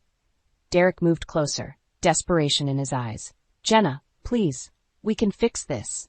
I'll end it with her. We can go to counseling, do whatever it takes. Please, don't throw away what we have." What we have. The words echoed in my mind, a cruel reminder of the love that had turned into betrayal. "Derek, there's nothing left to save. You threw it all away the moment you decided to be with her. I want a divorce, and I'm taking Lily with me." His demeanor changed then, from pleading to angry. "You can't do that, Jenna. I won't let you take my daughter away from me." "Your daughter? When was the last time you even spent time with her?" "No, Derek, I'm going to make sure she's safe and loved, something you obviously can't provide." Derek's anger flared, his voice rising. "You think you can just take everything from me? You'll regret this, Jenna. I'll make sure of it." Regret? The only regret I had was not seeing Derek for who he really was sooner. As I walked away from him, from the wreckage of our marriage, I knew the road ahead would be fraught with challenges. But for the first time, I felt truly free, ready to face whatever came next with my head held high and my daughter by my side. The battle lines were drawn, and I was ready to fight for a better future, one where betrayal and indifference had no place. The following weeks were a whirlwind of legal preparations and emotional turmoil. Despite Derek's threats and attempts to intimidate me, I pressed forward with the divorce proceedings. It was during one particularly grueling day that I received a call from my lawyer, a call that would shift the balance of power in my favor. "Jenna, we've uncovered something that could significantly impact your case," my lawyer began, her voice tinged with a mix of surprise and satisfaction. "What is it?" I asked, bracing myself for the worst. "It's about Derek's financials. It appears he's been funneling money into a separate account, one that's linked to the woman he's been seeing. We can use this to prove financial misconduct." The news hit me like a bolt of lightning. Not only had Derek betrayed our family emotionally, but he had also been draining our resources, jeopardizing our financial security for his affair. "Can we take action against this?" I asked, my mind racing with the implications. "Absolutely. This strengthens your case for both the divorce settlement and custody of Lily. We'll make sure the court sees the full extent of his actions." Armed with this new information, I confronted Derek once again. This time, I had the upper hand, and I was determined to use it to protect myself and Lily. "Derek, did you really think you could hide your financial deceit from me? From the courts?" I asked, watching as he struggled to maintain his composure. "What are you talking about, Jenna?" he replied, attempting to feign ignorance. "Don't play dumb with me, Derek. I know about the money you've been siphoning off for your affair. It's over. You've lost." The color drained from his face as the realization set in. For the first time I saw a flicker of fear in his eyes, fear of losing everything he had taken for granted. "You can't prove anything," he stammered, but his voice lacked conviction. "Oh, but I can, and I will.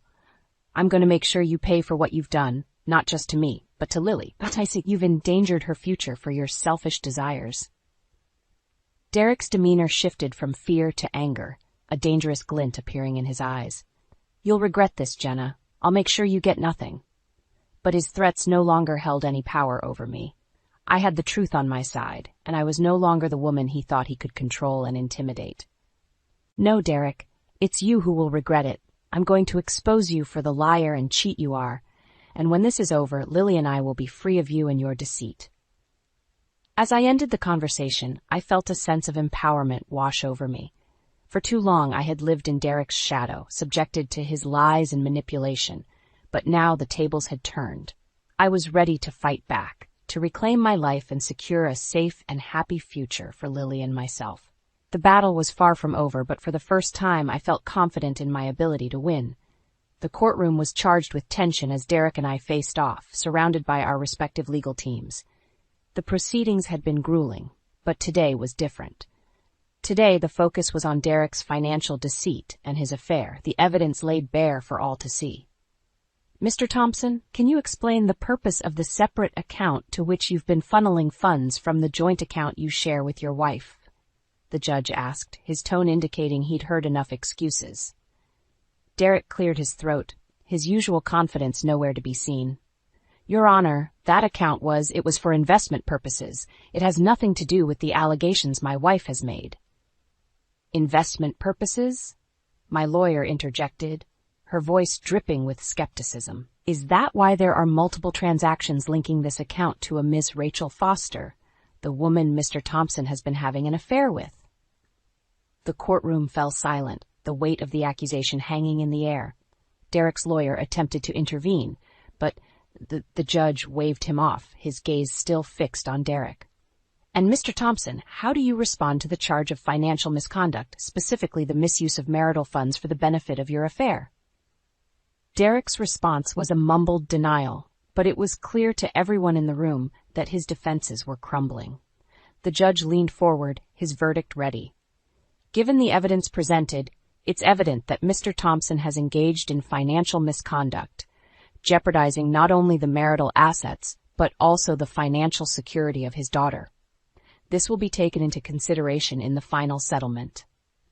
As the judge announced the decision, favoring me significantly in both the financial settlement and custody of Lily, Derek's face was a mask of defeat, but it was his whispered words meant only for me that marked his true downfall. "You've won, Jenna. Are you happy now?" I met his gaze, my response calm and resolute. "This was never about winning, Derek. It was about doing what's right for Lily. You brought this on yourself." The courtroom emptied, leaving Derek to grapple with the consequences of his actions. But the victory was bittersweet. While I had secured a future for Lily and myself, the path to get here had been fraught with pain and betrayal.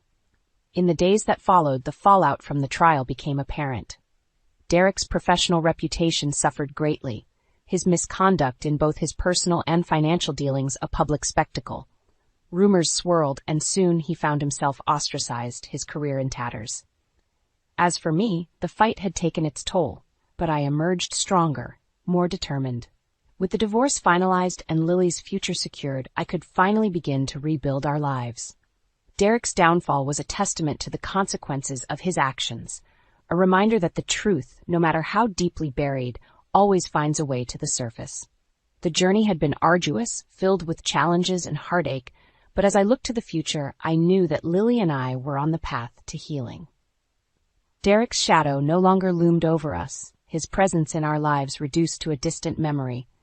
We were free to move forward to create a new life built on love, respect, and honesty, and that was the greatest victory of all. The dust had settled on the courtroom battles, and with Derek's defeat, a new day dawned for Lily and me. Our first morning in our new home was filled with sunlight, casting a warm glow over what was a fresh start. But it wasn't just the location that had changed. It was the air around us, now free of the tension that had once suffocated us. As I unpacked a box in the kitchen, Lily came bouncing in, her laughter a melody that had been missing for too long. "Mom, look, the backyard is huge. Can we get a dog now?" she asked, her eyes sparkling with excitement. I smiled, the idea taking root. "You know, that's a wonderful idea. We'll need a bit of company in this big place." Her hug was tight, filled with a happiness that radiated from her. "I'm going to name him Buddy." The simplicity of the moment of planning for a pet felt like a luxury after the turmoil we'd endured. It was in these small, peaceful instances that I found profound relief and hope for the future. Later that day, I sat down at my new desk, the view from the window overseeing the sprawling backyard where Lily was already imagining adventures with Buddy. It was time to refocus on my career, to rebuild not just our personal lives, but also the professional success I had put on hold. As I drafted emails and planned projects, my phone rang. It was a call from an old colleague, offering congratulations and a proposal for a new, exciting project. The tide had turned, and where there had once been uncertainty, opportunities were now opening up. "Jenna, we've all heard about your strength and determination. It's inspiring, and honestly, we need someone like you to lead this project," my colleague explained, her words sincere. Accepting the offer felt like the final piece of the puzzle clicking into place. My career, which had once taken a back seat to marital strife, was now a source of strength and independence. In the evening, as Lily and I sat on our new porch, watching the sunset, I realized that this was what true freedom felt like. We had escaped the shadows and found light in a place we could call our own. "Mom, are you okay? You look a little sad," Lily observed, her young face etched with concern. I pulled her close, my heart full. "I'm more than okay, Lily. I'm happy. We've made it through the storm, and now we're here together, and that's all that matters." Our conversation drifted to plans for the house, for Buddy, and all the adventures we would have. It was a simple, beautiful future we were building, one day at a time. Derek's downfall had been a necessary end, a closure to a chapter that had brought us nothing but pain. But in its wake, we found strength and a bond that only grew stronger. As the night drew in and Lily's laughter filled our new home, I knew that we had not just survived, we had triumphed. Our fresh start was more than a new beginning. It was a testament to resilience, to the power of love over betrayal. And as I looked at Lily, her face alight with joy and excitement for the future, I was reminded of the greatest truth of all. In the end, love always wins. My name is Emily Harrison. At 35, I've carved out a life balancing being a mother to a vibrant 5-year-old son and working in the business my parents built from scratch. My husband, Daniel, had always been the pillar I leaned on, or so I thought. I still remember the evening that shattered everything. We were at dinner, the clinking of cutlery mingling with our son's laughter. That's when Daniel dropped the bombshell. "You work for your parents who didn't even finish high school? That's embarrassing, Emily," he said, his fork pausing midair. I choked on my water. "What? Why does that matter now?" Daniel shrugged, a look of disdain creeping onto his face. "I just thought you came from a more educated family. It's not a good look, associating with dropouts." I stared at him, my heart pounding. This was the man who'd vowed to love and respect me, the man who'd embraced my parents like his own. Yet here he was, sneering at their life's work. "But they've built a successful company, Daniel. They worked hard for everything we have," I stammered, trying to keep my voice steady. He scoffed. "Hard work? Please. They probably just got lucky. It's not like they had the brains to do something significant." The words stung like a slap. I looked across the table, at our son who was blissfully unaware, munching on his food. How could I explain to him one day that his father looked down on his grandparents? "Daniel, they're my parents. You've known them for years. Why are you saying this now?" My voice was a whisper, laced with disbelief and pain. He leaned back, his eyes cold. "I guess I just never realized how limited their education was. It's not something to be proud of, Emily, and frankly, it reflects poorly on us." That night, I lay in bed, staring at the ceiling. The man sleeping beside me felt like a stranger. His words echoed in my mind, each syllable a sharp jab at my heart. My parents, who'd sacrificed everything to give me a life they never had, were now a source of shame for my husband.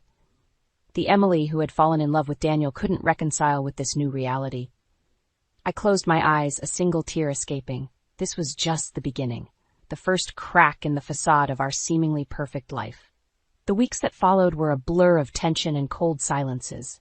Daniel's disdain for my family had seeped into every aspect of our lives. I watched as the man I married transformed into someone unrecognizable, someone who found pleasure in belittling others. One evening, as I was setting the table for dinner, Daniel walked in, his face stern.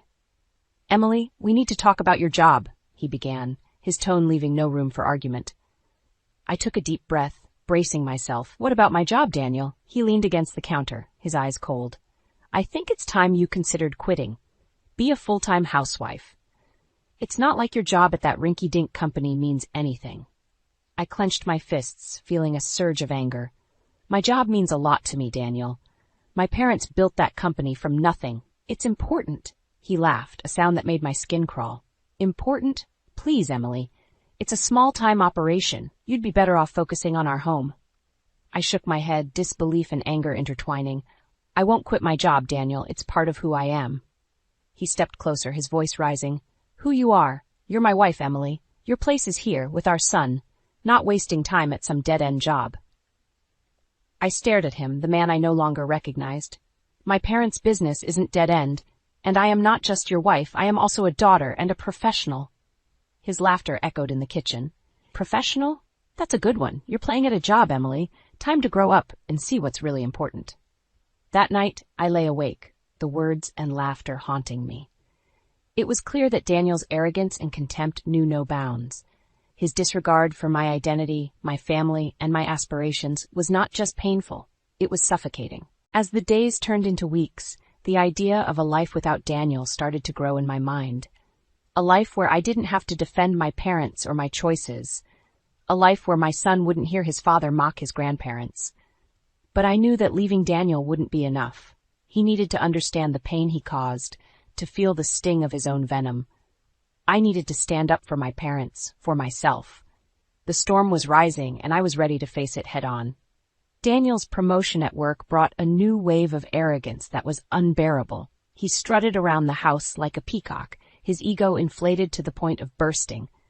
One Saturday morning, as I was preparing breakfast, he sauntered into the kitchen with a smirk. Guess who just got a big promotion? This means we're moving up in the world, Emily. I forced a smile, trying to keep the peace. That's great, Daniel. Congratulations. He poured himself a coffee, his smirk widening. With this raise, you really don't need to work anymore. You can finally quit that silly job of yours. I stiffened, my spoon clattering against the pan. We've been over this, Daniel. I'm not quitting my job. He leaned against the counter, his gaze piercing. You're still on about that? Emily, be reasonable. You won't have to lift a finger. I can provide everything. The condescension in his voice was like a slap. It's not about the money, Daniel. I work because I love my job. It's part of who I am. He scoffed, shaking his head. Love your job? That's just sentimental nonsense. You need to start thinking about what's best for our family. I turned off the stove, my hands trembling. And what if I think working is what's best for me? For our family? His eyes narrowed. You're being selfish, Emily. You're not seeing the big picture. It's time you started acting like a proper wife and mother. The words hit me like a tidal wave. This wasn't just about my job anymore. This was about control, about Daniel dictating how I should live my life. I looked at him, my voice steady despite the turmoil inside. And what if I don't want the life you're offering? His expression darkened. Is that a threat, Emily? No, I said, meeting his gaze. It's a promise. I won't let you or anyone else dictate my life. The air between us was electric, charged with unspoken threats and shattered illusions. In that moment, I knew there was no going back. The man I married was gone, replaced by a stranger with whom I shared a house but not a life. As he left the room, the silence was deafening. But within me, a plan was forming. A plan to reclaim my life, to show Daniel he couldn't trample over me. The seeds of revenge were sown, watered by every condescending word and every dismissive gesture. It was time for Daniel to learn that underestimating me was his biggest mistake. The following weeks were a tense chess game with Daniel. His arrogance reached new heights, but I was busy laying the groundwork for what was to come. One day, I was called into an unexpected meeting at work. My father looked grave as he introduced me to Mr. Anderson, a project manager from a collaborating firm. Emily, we have a serious issue, my father began, his voice heavy with concern. It's about a project your husband is leading. My heart sank. What about it? Mr. Anderson cleared his throat, his expression grim. I hate to be the bearer of bad news, but Daniel has been manipulating the project for his gain. I felt a chill run down my spine. What do you mean? He's been diverting resources to another firm, And there are rumors of him being involved with someone from that company, Mr. Anderson said hesitantly. The room spun around me. An affair? The word tasted bitter in my mouth. We can't confirm that, my father interjected, his face etched with worry. But the evidence against him is quite damning. I sat there numb. The man I had married, the father of my child, was not only jeopardizing my family's business, but possibly having an affair. Rage bubbled inside me, a burning, seething cauldron of betrayal and hurt. What do you plan to do? I asked, my voice surprisingly calm. We need to gather more evidence, Mr. Anderson said, but we need to be discreet. If Daniel realizes we're onto him, he might cover his tracks. I nodded, a plan forming in my mind. I'll help. He won't suspect me. Over the next few days, I played the dutiful wife, while secretly gathering evidence with Mr. Anderson and my father. Each document I found, every covert conversation I overheard, was another piece in the puzzle of Daniel's deceit. But it wasn't just about the project anymore. I needed to know the truth about the alleged affair. If Daniel could betray my family's business, what else was he capable of? I hired a private investigator, my resolve steeling with every passing day. If Daniel was leading a double life, I would expose him for the fraud he was. The day the investigator handed me the envelope felt surreal. Inside were photos and messages that confirmed my worst fears. Daniel was indeed having an affair.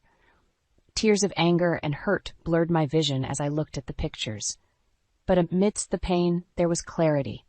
Daniel had underestimated me for the last time. It was time for his house of cards to come tumbling down. Armed with the truth, my determination to bring Daniel down became unshakable. I met with Mr. Anderson and my father, our meeting charged with a sense of urgency. We have enough to go public with his misconduct, Mr. Anderson said, his voice grim. But we need to be strategic about this. I nodded, my mind racing with possibilities. We can't just expose his professional misconduct. We need to reveal his personal betrayal as well. It has to be a complete takedown. My father looked at me, a mix of pride and concern in his eyes. Emily, are you sure you want to do this? It's going to get ugly. I clenched my jaw, feeling a surge of resolve. He made it personal when he betrayed our family. I'm ready. Over the next few days, we meticulously planned our course of action. Mr. Anderson gathered the necessary evidence from the project, while I compiled the proof of Daniel's affair. The plan was to confront him at his company, where he could not escape the consequences of his actions. The day of reckoning came swiftly.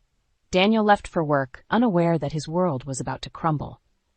I arrived at his office with Mr. Anderson and my father, our faces set in determination. We confronted him in the conference room, the evidence laid out like a damning mosaic of his deceit. Daniel's face paled as he realized the extent of our knowledge. What is this? Some kind of joke? Daniel blustered, trying to regain his composure. No joke, Daniel, I said, my voice steady. We know everything. The sabotage of the project, the affair. All of it.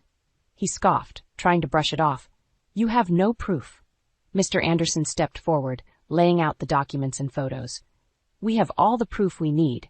Your career is over, Daniel. Daniel's eyes darted around the room, desperation creeping into his expression. You can't do this to me. I've worked too hard to get here. I looked at him, my heart void of any affection I once had. You should have thought of that before you betrayed us all. The meeting ended with Daniel being escorted out of the building, his career in tatters. As he passed me, his eyes met mine, a mixture of shock, anger, and defeat in his gaze. I didn't flinch. This was the price of his betrayal, a price he had to pay. As I left the building, the weight of the last few weeks began to lift. Daniel was out of my life, professionally and personally. It was time to rebuild, to focus on my son and my work. But above all, it was time to heal. The aftermath of Daniel's exposure was like a storm that swept through our lives, leaving a trail of revelations and consequences. His professional disgrace was just the beginning. A few days after the confrontation, I received a call from Daniel. His voice, once confident and arrogant, was now laced with desperation. Emily, we need to talk. This is a misunderstanding. I can explain everything, he pleaded. I held the phone tightly, my resolve unwavering. There's nothing to explain, Daniel. I've seen the evidence. It's over. You can't do this to me. You're ruining my life. His voice rose in anger. You did this to yourself, I replied, the bitter taste of betrayal still fresh. You made your choices, and now you have to face the consequences. He was silent for a moment, then his tone changed, becoming more sinister. "If you think you can get away with this, you're wrong. I won't let you destroy me." The threat hung in the air, but I wasn't intimidated. "I'm not afraid of you, Daniel. You've lost your power over me." I hung up, feeling a sense of empowerment. Daniel's threats were empty, the last gasps of a man who had lost everything. The news of Daniel's affair and professional misconduct spread, and the reactions were immediate. His social circles shunned him, and his professional network crumbled. The man who had prided himself on his image and status was now a pariah, his reputation in tatters. As for me, I focused on rebuilding my life. The divorce proceedings were straightforward, as Daniel had little ground to stand on. I was awarded full custody of our son and a significant portion of our shared assets. But it wasn't the financial settlement that gave me satisfaction. It was the knowledge that Daniel's downfall was of his own making. He had underestimated me, thinking he could control and belittle me without consequence. In the end, it was his arrogance that led to his undoing. He had sowed the seeds of his destruction, and I had merely helped them grow. As I closed this painful chapter of my life, I looked forward to a new beginning, a future where I was free from Daniel's shadow, free to be myself and provide a better life for my son. Daniel's fall from grace was a stark reminder of the price of betrayal and arrogance, a price he would continue to pay long after our paths had diverged. The finality of the divorce brought a mixture of relief and reflection. The house, once filled with tension and discord, now resonated with a quiet peace. My son and I adjusted to our new life, one where laughter began to replace the echoes of arguments. One afternoon, while sorting through old photographs, my son looked up at me, his eyes curious. "Mom, why don't we see Daddy anymore?" I paused, choosing my words carefully. "Sometimes people change, honey, and sometimes it's better to be apart than together." He nodded, seemingly satisfied with the answer, and turned his attention back to the photos. In his simple acceptance, I found a strength I hadn't realized I possessed. The business thrived as I invested more of myself into it, my parents' legacy becoming a testament to resilience and hard work. The community rallied around us, their support a stark contrast to the isolation that Daniel now faced. Rumors reached me occasionally about Daniel's struggles. His career had stalled, his social circles had evaporated, and the woman he had an affair with had left him. It seemed that the life he had chosen was crumbling around him. I felt a sense of poetic justice in his downfall, but it didn't bring me joy. Instead, it served as a reminder of the cost of deceit and selfishness. My journey hadn't been easy, but it had taught me invaluable lessons. I learned the importance of standing up for myself, the strength in vulnerability, and the power of letting go. As I looked at my son, growing up so quickly, I knew that the most important lesson I could teach him was respect. Respect for others, for himself, and for the choices people make in life. Daniel had become a distant memory, a chapter closed and left behind. My focus was now on the future, on building a life filled with purpose and joy. In the end, the greatest revenge was not in seeing Daniel's destruction, but in my own reconstruction. In rising from the ashes of our broken marriage, I found a version of myself that was stronger, wiser, and more compassionate. I had emerged from the storm, not unscathed, but undefeated. And in that triumph, I found my peace. I stood there, motionless, as Nathan tore the tickets to my art show right in front of my eyes. His words echoed in the small, cluttered living room of our modest home. "Nobody's going to buy your drawings, Emily. If you have time for this, get a real job." I felt a lump in my throat, the sting of tears in my eyes. But I swallowed hard, refusing to let them fall. I had dreamt of becoming an illustrator since I was a child, and after years of juggling motherhood and freelance work, I had finally managed to organize my own exhibition. Yet, here I was, watching my dream being literally ripped apart. Nathan's disdain for my work was not new. Ever since we moved in with his parents, my passion for art had become a point of contention. His parents, who never worked a day since their retirement, spent their days criticizing my cooking and scoffing at my illustrations. "You're not a painter. How can drawings make money?" they would sneer. No matter how often I explained that my art was not just a hobby, but a source of income, they refused to understand. I looked at the torn pieces of the ticket on the floor and felt a surge of determination. This was not just about my art. It was about my identity, my dreams, and my worth. I had always supported Nathan in his interests, never once belittling his weekend golf sessions with friends, even though they brought in no income. Why couldn't he extend the same courtesy to me? As Nathan turned away, dismissing the entire incident, I made a silent vow. I would no longer seek his approval. My work had value, and I would prove it to him and everyone else who doubted me. Picking up the torn pieces, I met Nathan's indifferent gaze with newfound resolve. "I am not just your wife or Sophie's mother," I said calmly, yet firmly. "I am an illustrator, and I will make my exhibition a success, with or without your support." Nathan scoffed, but I saw a flicker of surprise in his eyes. For the first time I had stood up to him. It was the beginning of a new chapter for me, one where I would no longer let his or anyone else's negativity dictate my life. That night, after putting Sophie to bed and ensuring the house was in order, I sat at my desk and began to sketch. The lines flowed from my pen, fueled by a mix of anger, hurt, and a burning desire to succeed. Each stroke was a step towards my independence, a declaration of my worth. This exhibition would be my moment, the turning point where I would finally emerge from the shadows of doubt and disrespect. As I worked into the early hours of the morning, a sense of empowerment enveloped me. I was more than just a part of this family. I was an individual with dreams and capabilities, and I was ready to fight for them.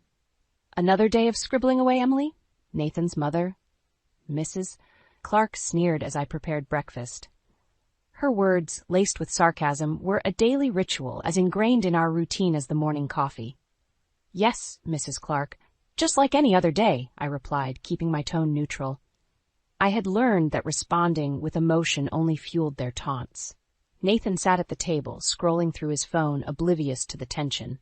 His father, Mr. Clark, joined in. "Why bother with all this art nonsense? Real work brings in real money, not these childish drawings." I served breakfast, forcing a smile. "Art is my work, Mr. Clark, and it does pay," I said, more to myself than to them.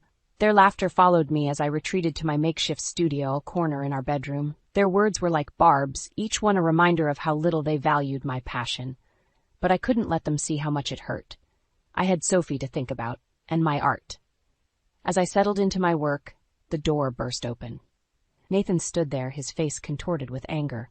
"I got a call from Sophie's school. She's falling behind in her studies. What are you doing all day, Emily?" I looked up, surprised by his outburst. "I take care of Sophie, the house, and then I work." "You know my schedule, Nathan."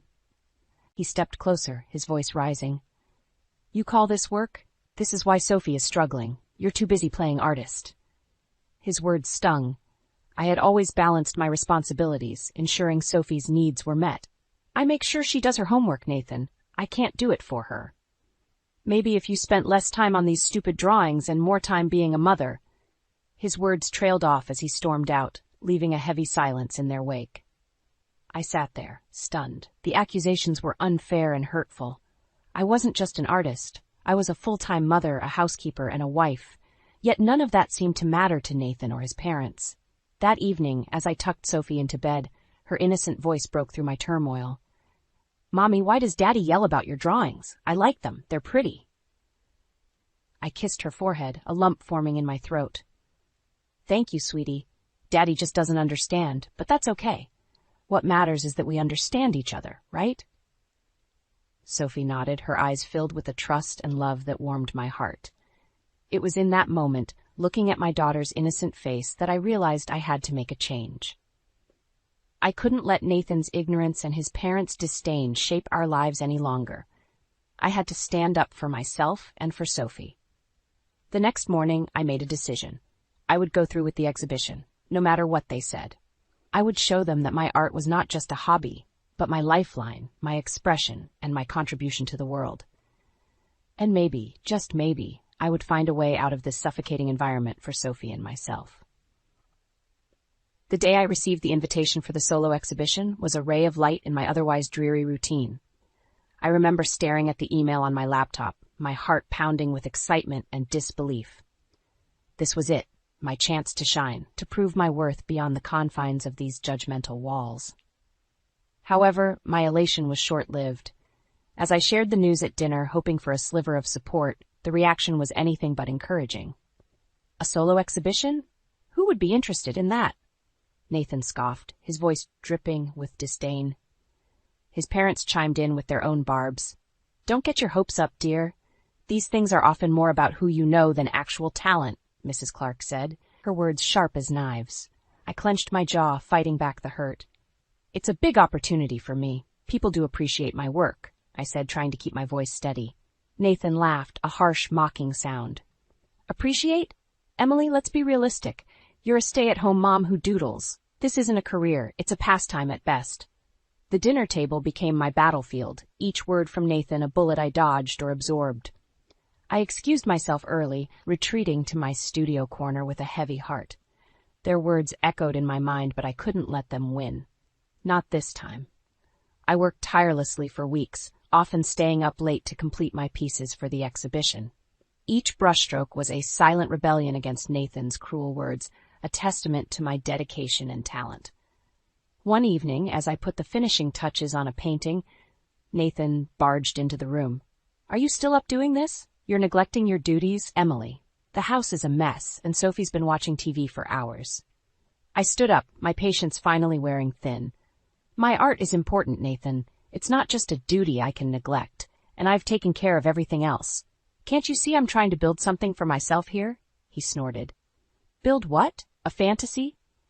You think these paintings will change our lives? Grow up, Emily. You're living in a dream world. I looked at him, the man I had married, now a stranger fueled by contempt. Maybe I am in a dream world, Nathan, but it's better than living in a world where I'm not respected or valued. I will go ahead with this exhibition, with or without your support. Turning my back to him, I continued my work, each brushstroke a declaration of my independence, a step away from his demeaning grasp. As the days passed, my resolve only strengthened. The exhibition was not just about showcasing my art, it was about reclaiming my self-worth and dignity. It was about showing Sophie that dreams are worth fighting for, no matter the opposition. And so, with a mix of fear and excitement, I prepared for the exhibition day, ready to step into the light, leaving the shadows of doubt and disrespect far behind. The day of the exhibition neared, and a knot of anxiety tightened in my stomach. I knew it was more than just about displaying my art. It was a statement, a challenge against the disdainful environment I had been living in. One evening, as we sat in the dimly lit living room, I mustered the courage to invite Nathan. The exhibition is next week, I began hesitantly. I was wondering if you'd like to come. He didn't look up from the TV. Can't. Got plans with the guys. I felt a familiar sting, but persisted. It's important to me, Nathan. I've put a lot of effort into this. Finally, he turned, his eyes cold. Why do you keep going on about this, Emily? It's just a little show. It's not like it's going to change anything. I held the invitation out to him, a futile gesture of hope. It's not just a little show to me. It's my work, my passion. With a swift, careless motion, Nathan grabbed the invitation and tore it in half. This is what I think of your little hobby, he sneered. The pieces fluttered to the ground, a symbol of my shattered efforts. I stood there, frozen, as he turned back to his show, dismissing my dreams as if they were nothing. Tears blurred my vision as I picked up the remnants of the invitation. His words echoed in my ears, a cruel reminder of the lack of respect I had been enduring. But amidst the hurt and humiliation, a fierce determination took root within me. I was done seeking validation from a man who couldn't see beyond his own ego. I glanced at Sophie, who had witnessed the whole scene from the doorway. Her eyes were wide, filled with confusion and sadness. At that moment, I knew I had to set an example for her. I couldn't let her grow up thinking it was acceptable for her dreams to be trampled upon like this. The next morning, I made a decision. I would leave Nathan, not immediately, but soon. I would plan it carefully, for Sophie's sake and mine. This exhibition would be my stepping stone, a way to prove to myself that I could stand on my own. The days leading up to the exhibition were a blur of preparation and quiet planning. I was a woman on a mission, no longer the timid, acquiescent wife and daughter-in-law. I reached out to friends, seeking support and advice. I opened a separate bank account, a small but significant step towards financial independence. On the day of the exhibition, as I stood among my paintings, surrounded by appreciative onlookers, I felt I felt a sense of accomplishment like never before. My art was being seen, appreciated. It was a validation that Nathan and his parents could never understand. As people inquired about my work, expressing interest and admiration, I felt my confidence soar. Each compliment, each interested glance at my paintings was a vindication of my talent and hard work. I sold my first piece that day, a moment that marked the beginning of a new chapter in my life. A chapter where I was no longer just Nathan's wife or Mrs. Clark's daughter-in-law, but Emily, the artist, a woman who had the courage to stand up for herself and her dreams. The success of the exhibition was the turning point. That night, as I lay in bed, staring at the ceiling, I knew I couldn't go back to the life I had been living. The disdain and disrespect were suffocating, and for the first time I saw a way out. I waited until Nathan left for work and Sophie was at school. With a heavy heart but a clear mind, I packed a small suitcase with essentials. I took a deep breath as I looked around the room, a mix of relief and sorrow washing over me. This was the end of one chapter and the beginning of another. I left a note on the kitchen table, not wanting to confront Nathan or his parents directly. I knew they wouldn't understand, nor did I expect them to. The note was brief. I need some time and space. Sophie and I will be staying with my parents for a while. I picked Sophie up from school that day, her smile a balm to my anxious heart. We're going on a little trip to Grandma and Grandpa's, I told her. She was excited, unaware of the weight of our journey. At my parents' house, I finally felt a sense of peace. They welcomed us with open arms, no questions asked. They saw the tiredness in my eyes and the determination in my posture. You always have a home here, Emily, my mother said, hugging me tightly. In the safety of my childhood home, I explained to Sophie why we were there. Mommy needs some time to work on her paintings, and we need a little break from Daddy, I said gently. Sophie, wise beyond her years, looked up at me with her big eyes. Is it because Daddy doesn't like your drawings? Her question stung, but I nodded. Sometimes people don't understand the things we love, sweetheart, but that doesn't mean we should stop loving them. The days turned into weeks. I spent my time working on new illustrations and planning our future. The quiet and support of my parents' home were a stark contrast to the constant criticism I had faced in Nathan's house. One afternoon, I received a call from Nathan. His voice was a mix of anger and disbelief. Where are you? Why aren't you home? You can't just take Sophie and leave. His words were like daggers, but I stood my ground. Sophie and I are safe. We're with my parents. I needed space, Nathan. Space you never gave me. You're being selfish, Emily. You're tearing this family apart over some paintings. I clenched the phone tightly, my resolve hardening. No, Nathan. You tore this family apart with your disrespect and disdain for what I love. I won't apologize for wanting to be happy, for wanting Sophie to see her mother happy. There was silence on the other end, and then a click. He had hung up. But it didn't matter. I had spoken my truth, something I had been afraid to do for so long. In those weeks at my parents' house, I began to see a future for Sophie and myself, a future where we were free to be who we wanted to be, free from judgment and belittlement. It was a future I was determined to make a reality. The weeks following my departure were a whirlwind. I immersed myself in my work, finding solace in the strokes of my brush. My parents' encouragement was a stark contrast to the environment I had left behind. They believed in me, and that belief was a powerful motivator. My phone buzzed one evening with a call from Nathan. Bracing myself, I answered. His voice was different this time, laced with desperation. Emily, please come back. The house is a mess, and I can't handle everything on my own. His plea was a strange mix of pitiful and infuriating. You're calling me back to clean up your mess? I asked, my voice steady. It's not just that. Sophie misses her home, doesn't she? You're being selfish, keeping her away, he replied, trying to guilt-trip me. I sighed, feeling a surge of pity for the man I once loved. Sophie is doing fine. She's happy and well cared for. This isn't about her, Nathan. This is about you, not being able to handle the responsibilities you so easily dismissed when I was there. Nathan was silent for a moment. I need you, Emily. I needed you too. Nathan, I needed your support and respect, but you chose to belittle my dreams and ambitions. I can't come back to that, I said, my voice firm. The call ended with Nathan's empty pleas echoing in my ears. It was clear he had not changed. His request was not for reconciliation, but for convenience. Meanwhile, my art started gaining traction. I received more commissions and even had inquiries from galleries interested in showcasing my work. It was exhilarating and validating. My hard work was paying off, not just in terms of recognition, but also financially. One day, as I was working on a new piece, Sophie came to me with a drawing. "Look, Mommy, I made this for you." Her drawing, a colorful depiction of us holding hands, was a stark reminder of why I had made the decision to leave. "It's beautiful, sweetheart. Just like you," I told her, hugging her tightly.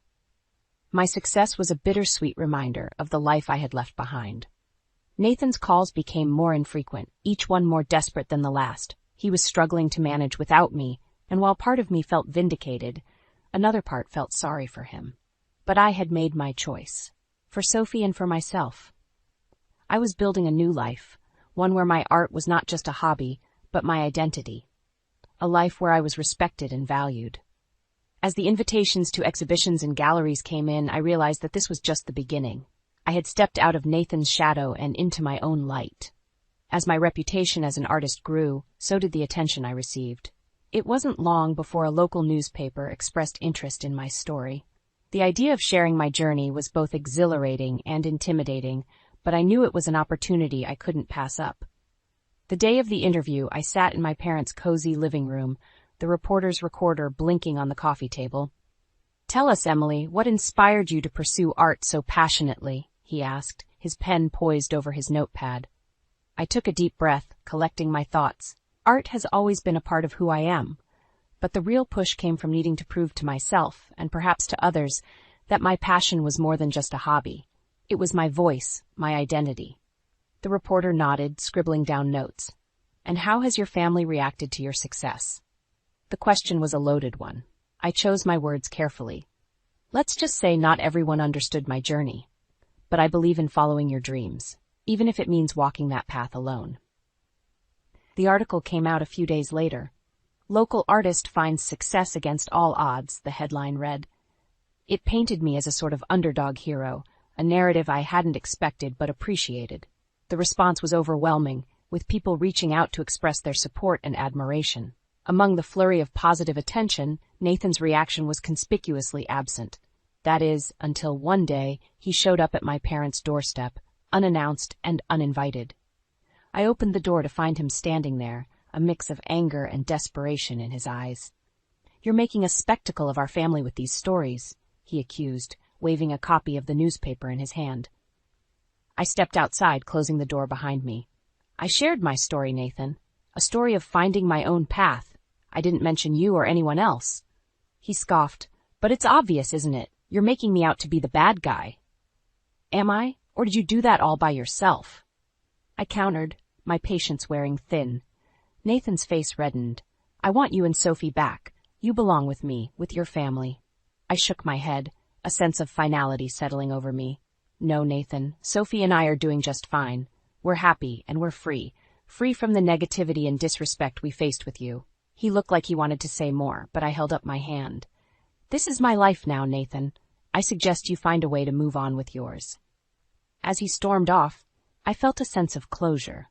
I had stood up to him, not with anger, but with the quiet strength of someone who knows their worth. In the weeks that followed, my art continued to flourish. Exhibitions, commissions, and collaborations, my calendar was full. Sophie thrived too, her laughter and creativity a constant source of joy. I knew there would be challenges ahead, but for the first time in a long time, I felt hopeful about the future. A future I had carved out for myself and my daughter, on our terms. Again? They were just here last month. My voice trembled with a mix of anger and disbelief as I confronted Martin, my husband of 3 years. Martin, with his typical dismissive wave, dropped his briefcase by the door. "Evelyn, they're my parents. They want to see Lily, and it's only for a couple of weeks." I felt a knot tighten in my stomach. This wasn't just about his parents visiting. It was about respect, or the lack thereof. Martin had a habit of making decisions without consulting me, treating me more like a tenant than his wife. "Evelyn, you're overreacting," Martin said, his tone laced with condescension as he walked past me. "Just make sure the guest room is ready." I stood there, frozen. as he dismissed my feelings with such ease. It was always the same pattern. His parents, Miriam and Gerald, would arrive, turning our home upside down, leaving me to cater to their every whim, while Martin buried himself in work, conveniently absent. As I prepared the guest room, my mind raced with resentment. I thought back to the days before we were married, when Martin was considerate and kind. But since Lily's birth and our move to the suburbs, he had become increasingly domineering and detached. The next morning, I heard the familiar rumble of Miriam and Gerald's car in the driveway. I plastered a smile on my face as I opened the door. "Good morning, Miriam. Geraldcome?" "Ah, there she is, our lovely daughter-in-law," Miriam exclaimed, brushing past me to fuss over Lily, who clung to my leg, eyeing her grandparents warily. Gerald followed, carrying their bags. "We're so happy to be here. Where should we put these?" "Just in the guest room, thank you," I replied, my smile straining. The first few days passed in a blur of cooking, cleaning, and forced pleasantries. Martin came home late each night, barely acknowledging me or his parents. I felt invisible in my own home. One evening, as I was setting the table for dinner, Gerald called out from the living room. "Evelyn, where's the remote? The news is about to start." "It's right there on the coffee table, Gerald," I replied, trying to keep the irritation out of my voice. Miriam chimed in. "Evelyn, dear, could you bring us some tea? Gerald loves your tea." Suppressing a sigh, I nodded and headed to the kitchen. As the water boiled, I could hear them laughing and chatting in the living room, a stark contrast to the silence that filled the rest of the house. That night, after everyone had gone to bed, I found myself sitting in the dark kitchen, a cup of untouched tea in my hands. Tears streamed down my face as I realized how lonely and unappreciated I felt. I missed the partnership I thought I had with Martin, the love that seemed to have evaporated since Lily's arrival. I wiped away my tears, a resolve building within me. I couldn't continue living like this, invisible and unheard. I needed to find a way to make Martin see me, to acknowledge my feelings. But deep down, I feared that the man I had married was gone, replaced by this cold, indifferent stranger. As I headed to bed, I made a silent vow to myself. I wouldn't let this go on any longer. I had to find my voice again, for my sake and for Lily's. The days turned into a monotonous blur with Miriam and Gerald's presence in the house. Their demands grew each day, yet Martin remained oblivious to the mounting pressure on me. I felt like a puppet, dancing to their every whim, my own needs and desires shoved aside. One particularly grueling evening, as I cleared the dinner plates while everyone else lounged in the living room, Martin's voice sliced through the air. "Evelyn, did you remember to pick up my dry cleaning?" I paused, the weight of the plates heavy in my hands. "No, Martin, I couldn't. I had to take Lily to her doctor's appointment today." A huff of annoyance came from him. "You could have gone after that. I needed that suit for tomorrow." The room fell silent, the tension palpable. Miriam and Gerald exchanged glances, an unspoken judgment passing between them. I felt a surge of anger, but I bit back my retort. This wasn't the time. The next morning, I found Martin in the kitchen, his demeanor icy. "We need to talk about your attitude, Evelyn," he began, his tone patronizing. "My attitude?" I echoed, incredulity lacing my voice. "Yes, you're not being accommodating enough to my parents. They've noticed it too. It's embarrassing," he said, fixing me with a cold stare. I felt a rush of frustration. "Martin, I'm doing everything I can. I'm taking care of Lily, the house, your parents." He cut me off with a wave of his hand. "That's what you're supposed to do. You're the woman of the house. My parents shouldn't feel unwelcome." His words stung, a stark reminder of how little he valued my efforts. I wanted to scream, to make him see how unfair this was, but I knew it would only fall on deaf ears. As the days passed, my resolve hardened. I couldn't let Martin and his parents treat me like this any longer. I began to plan, to think of ways to stand up for myself, to reclaim my dignity. The opportunity came unexpectedly. One afternoon, while Martin was at work and Miriam and Gerald were napping, I received a phone call from my old friend Laura. "Evelyn, how have you been? I feel like it's been ages since we last talked." Laura's voice was a balm to my frayed nerves. "Laura, it's so good to hear your voice," I replied, my voice heavy with emotion. We talked about everything and nothing, and for a brief moment I felt like my old self again. Then Laura's tone shifted. "Evelyn, there's something I need to tell you. It's about Martin. My heart skipped a beat. What about him? I saw him the other day with someone. A woman. They seemed close. More than just colleagues. The room spun around me as Laura's words sank in. A sickening feeling settled in my stomach. Could Martin be having an affair? I'm sorry, Evelyn. I thought you should know, Laura added softly. The call ended, but her words echoed in my mind. The pieces began to fall into place. The late nights, the detached behavior, the lack of intimacy. I was faced with a harsh truth. My marriage was a sham, and I had been living in a fool's paradise. But I wasn't going to be the victim any longer. I would confront Martin, demand the truth, and if he was indeed betraying me, I would make him pay for every tear, every moment of pain he had caused me. That night, I lay in bed, my mind racing with plans of confrontation and revenge. I would no longer be the silent, suffering wife. It was time for Martin to see the strength he had underestimated in me. The days following Laura's revelation were a tempest of emotions. I observed Martin with a new lens, each of his dismissive remarks and arrogant gestures fueling my growing resentment. The man I once loved had become a stranger, his facade now transparent to my scrutinizing eyes. One evening, as I prepared Lily's dinner, Martin sauntered into the kitchen. "Evelyn, my parents are thinking of extending their stay. You don't mind, do you?" His question, so casually delivered, was a clear testament to his disregard for my feelings. "Extend their stay?" I repeated, my voice steady despite the turmoil inside. "Martin, don't you think they've stayed long enough?" Martin's face hardened. "What's that supposed to mean? They're my parents. You should be more welcoming." I turned to face him, my frustration reaching its boiling point. "Welcoming? Martin, I've been nothing but accommodating.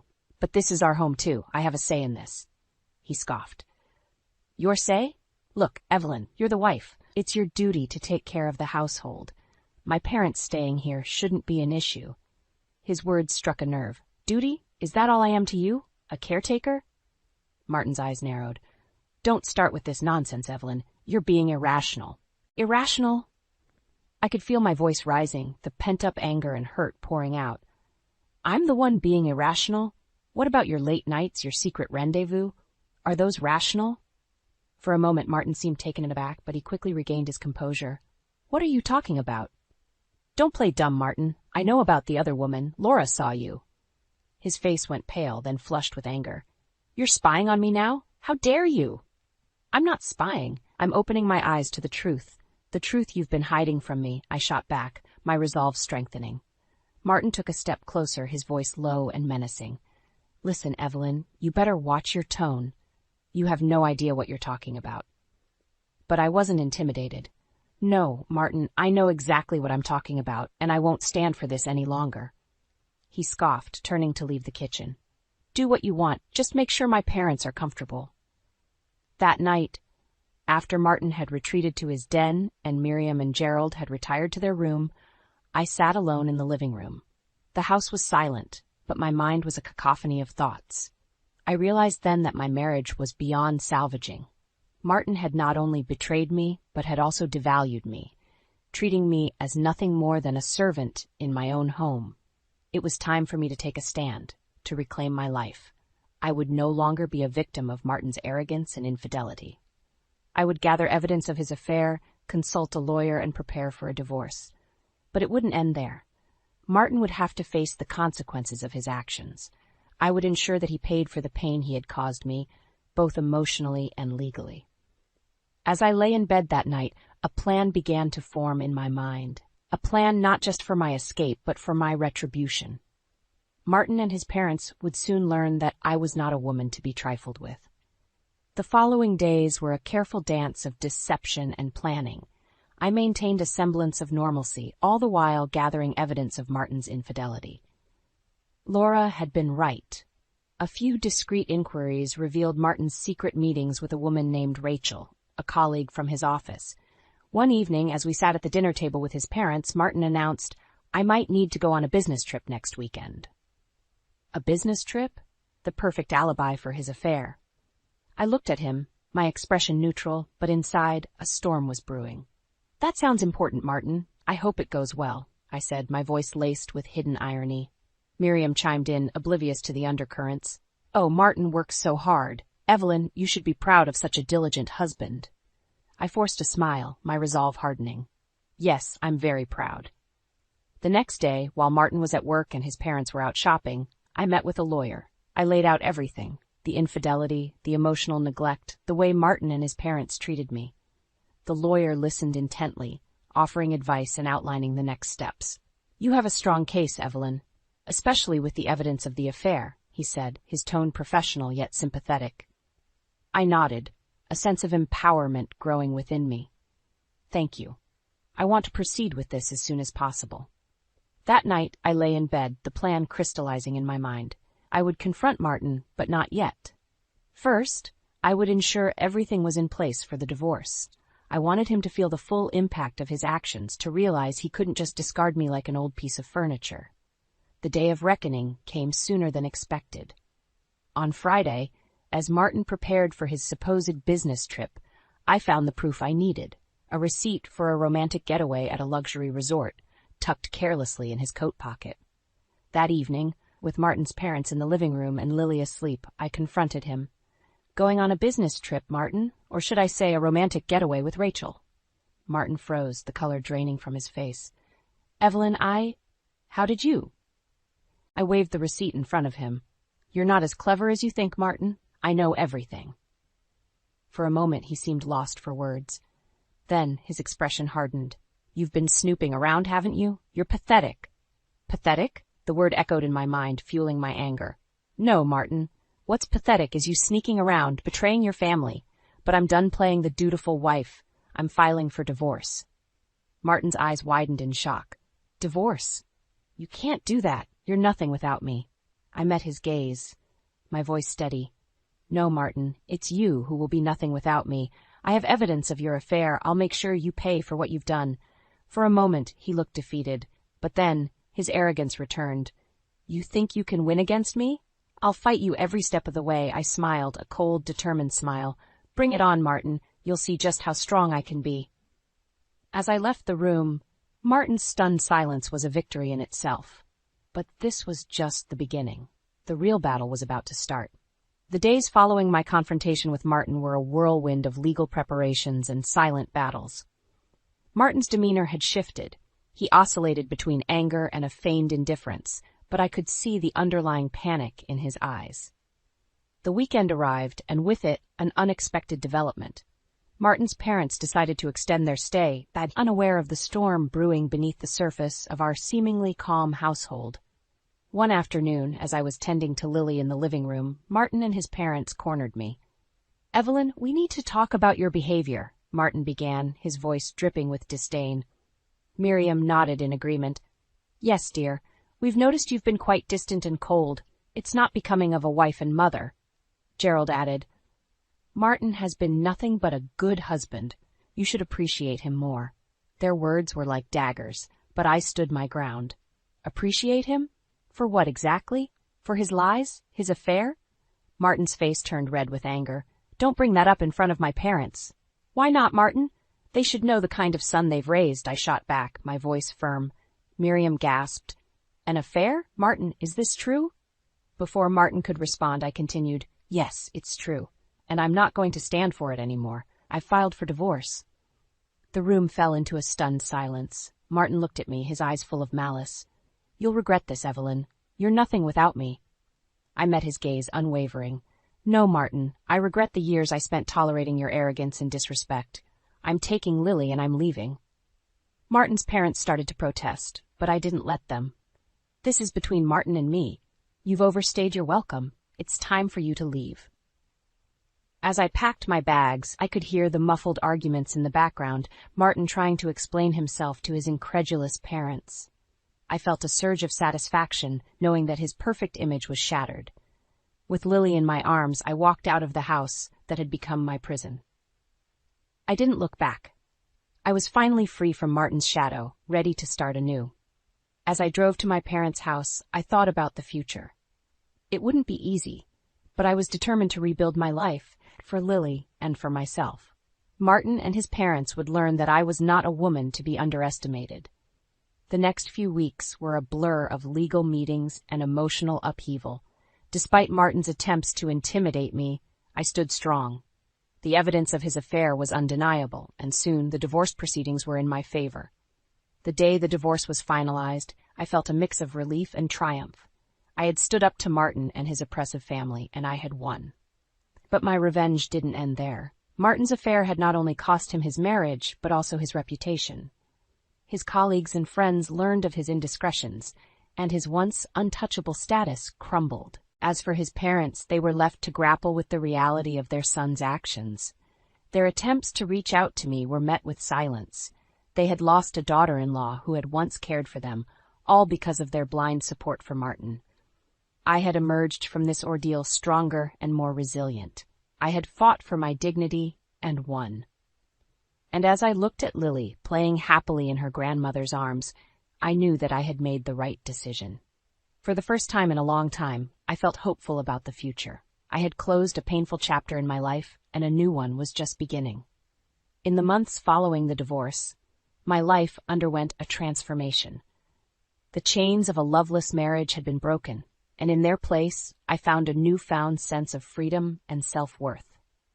With Lily by my side, I started to rebuild our lives, piece by piece. One day, as Lily played in the garden of my parents' home, I received a phone call that marked the final chapter in my saga with Martin. It was Laura, her voice a mix of shock and concern. "Evelyn, have you heard about Martin?" "No. What happened?" I asked, a sense of foreboding settling over me.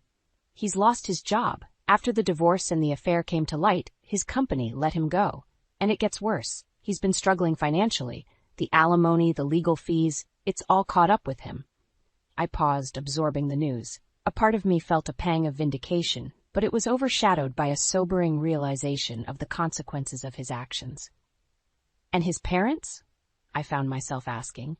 "They're in a tough spot, too," Laura continued. "Without Martin's support, they've had to downsize. It seems they're finally understanding the repercussions of their behavior."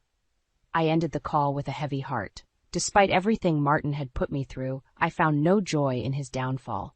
It was a stark reminder of how one's actions could have far-reaching consequences. In the weeks that followed, I focused on Lily and our new life. We spent our days surrounded by the love and support of my parents, who had welcomed us with open arms. One afternoon, as I watched Lily play, my mother sat beside me. "Evelyn, you've grown so much through all of this. You're strong, my dear, stronger than you ever realized." I smiled, squeezing her hand. "Thanks, Mom. It's been a hard road, but I've learned a lot about myself." "And Lily is thriving," she added, watching her granddaughter with a tender gaze. "She's happy, and that's what matters most." As the sun began to set, casting a warm glow over the garden, I reflected on the journey that had brought me here. The pain, the betrayal, the fight for my dignity, it had all led to this moment of peace and contentment. I knew there would be challenges ahead, and questions from Lily about her father as she grew older. I would face them head-on, with honesty and strength. For now, I was content in the knowledge that I had stood up for myself and my daughter, and we had emerged stronger for it. I looked at Lily, her laughter ringing through the air, and I felt a surge of hope. Our future was unwritten, a blank canvas ready to be filled with new memories and experiences. And for the first time in a long time, I looked forward to seeing what each new day would bring. I, Evelyn Turner, at 45, found myself standing at the edge of a precipice I never imagined. Richard, my husband of 15 years, stood before me, his eyes a mirror of disdain and frustration that had been brewing over the years. "You're nothing but a leech, Evelyn. If you're so unhappy, why don't you just leave?" His words, laced with venom, cut through the tense silence of our living room. I looked at him. This man I had shared over a decade of my life with, and felt a strange sense of detachment. The beer can he flung at me, still dripping down my face, was a cold testament to how far we had fallen. The sticky liquid on my skin was nothing compared to the sting of his words. "Fine, I will," I retorted, the weight of my decision settling in my heart. I wasn't going to be a punching bag for his frustrations any longer. I thought back to the early days, the love that had once seemed unbreakable. We were both career-driven when we first met. I was a promising marketing professional, and he worked at the local government office. Marriage came with dreams of a happy family, a dream that slowly turned into a haunting mirage. The pressure to have a child became a silent wedge between us. I still remember the day I decided to leave my job 5 years into our marriage. The unspoken expectations from Richard's family, the pitying looks, the whispered questions. They were all too much. I thought stepping back from my career to focus on fertility treatments would ease the tension. How wrong I was. As years rolled by without the pitter-patter of little feet we so desperately longed for, Richard's patience wore thin. His once supportive demeanor turned to bitterness. Each failed attempt a blow to his ego, his manhood. "Your body's just not up to it, huh?" His words from a particularly harsh argument echoed in my mind. I had borne them all, the treatments, the side effects, the crushing disappointments, and yet here I was being called a parasite. With a deep breath, I stepped over the threshold of our home, the door closing with a finality that echoed my resolve. The night air felt different now, almost liberating. The suburban street, usually quiet and unassuming, felt like the runway of a new beginning. I didn't know where this path would lead me, but one thing was clear. I was no longer the woman who would shrink under the weight of Richard's disdain. The journey ahead was uncertain, but for the first time in a long while, it was mine to make. The train to my parents' house offered a fleeting escape, each passing landscape blurring into a montage of my thoughts. My parents, Robert and Diane, were a beacon of comfort in the tempest of my life. As I stepped into the familiar warmth of my childhood home, their concerned expressions were a silent testament to my unannounced arrival. "Mom, Dad, My voice faltered, the weight of my confession anchoring me to the spot. "What happened, Evelyn? You look like you've been through a storm." My mother's voice was laced with worry as she reached out, her touch a reminder of simpler times. I let out a deep sigh, the dam of my emotions breaking. "Richard and we had a fight. I couldn't stay there anymore," I confessed, the words tasting bitter. The look of shock on my parents' faces quickly turned to anger. "That man has always been a thorn," my father muttered, his disappointment in Richard never a secret. I recounted the events of the night, the years of accumulated pain spilling over. My parents listened, their expressions a mix of anger and heartbreak. They had never truly approved of Richard, but their love for me had silenced their objections. "He called me a parasite, Mom." I choked on the words, the hurt resurfacing. "A parasite? After everything you've sacrificed?" My mother's voice rose in disbelief. "You gave up your career, endured those treatments?"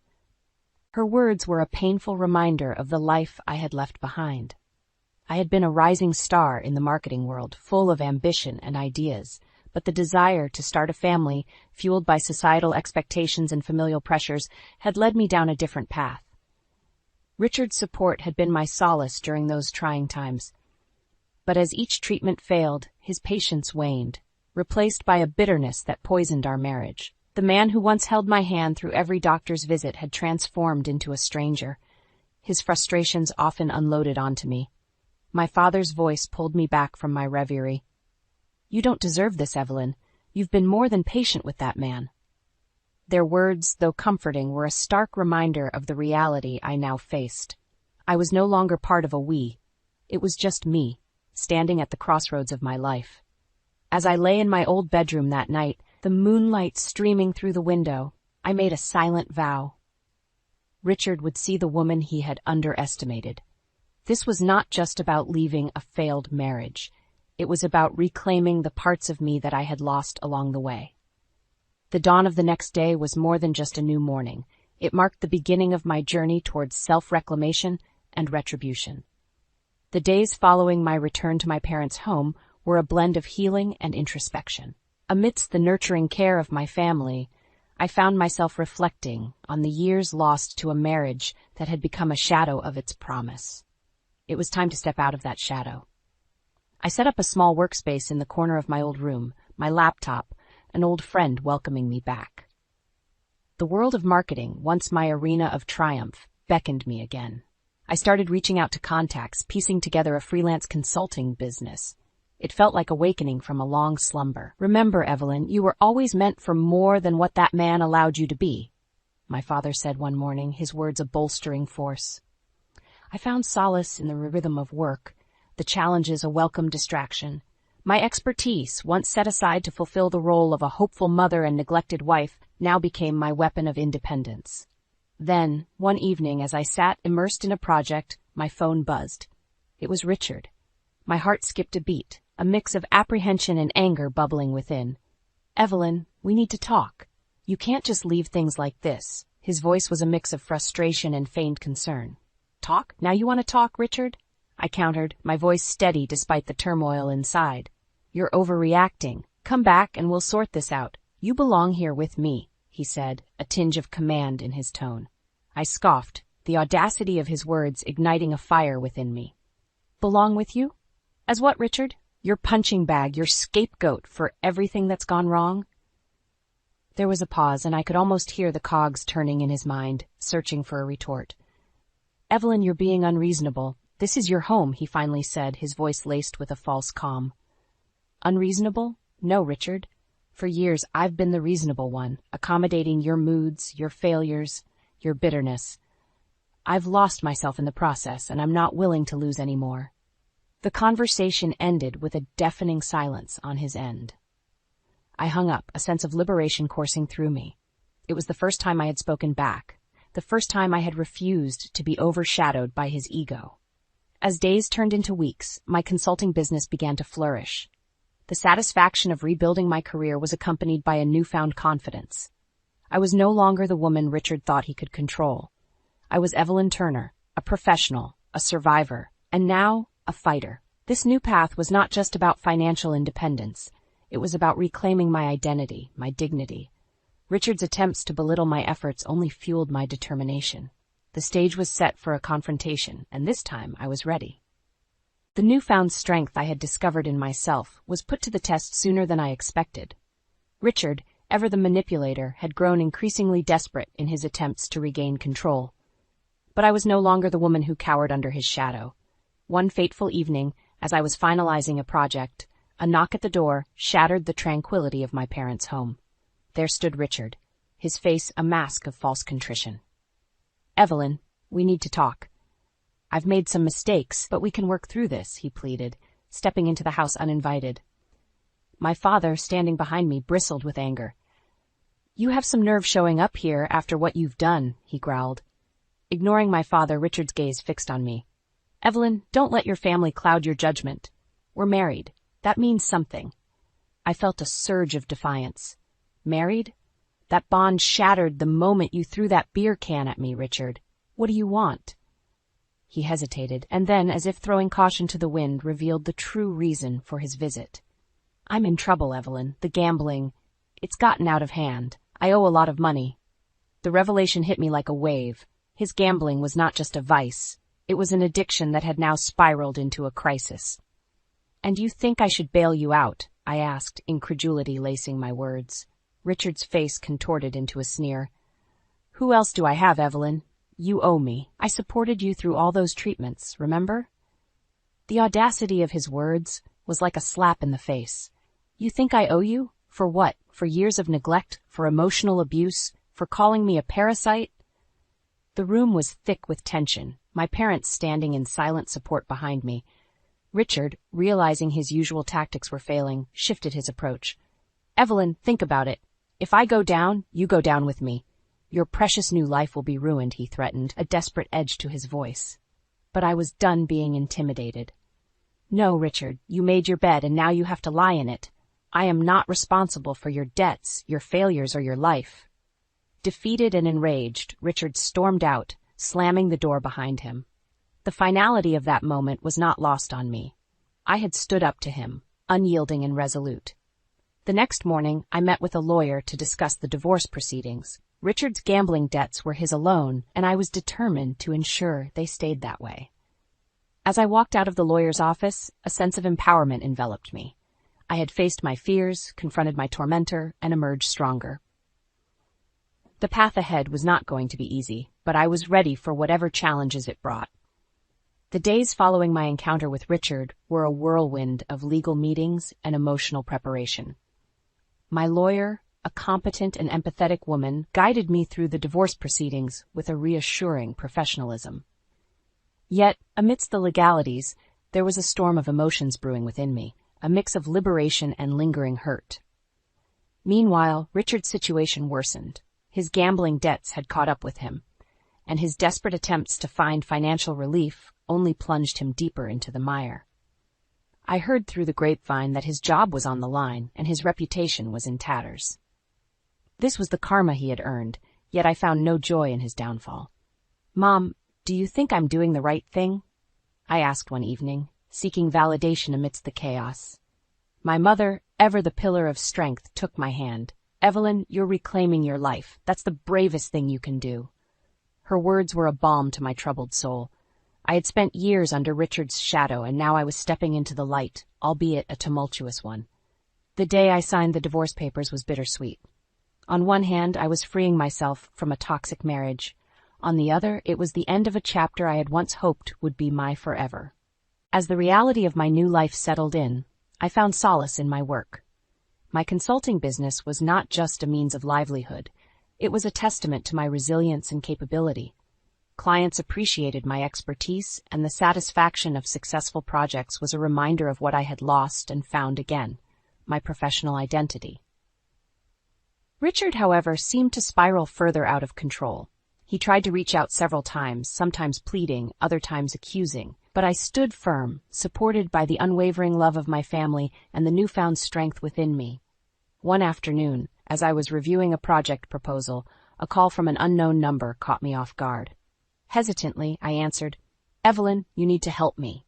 They're going to take everything."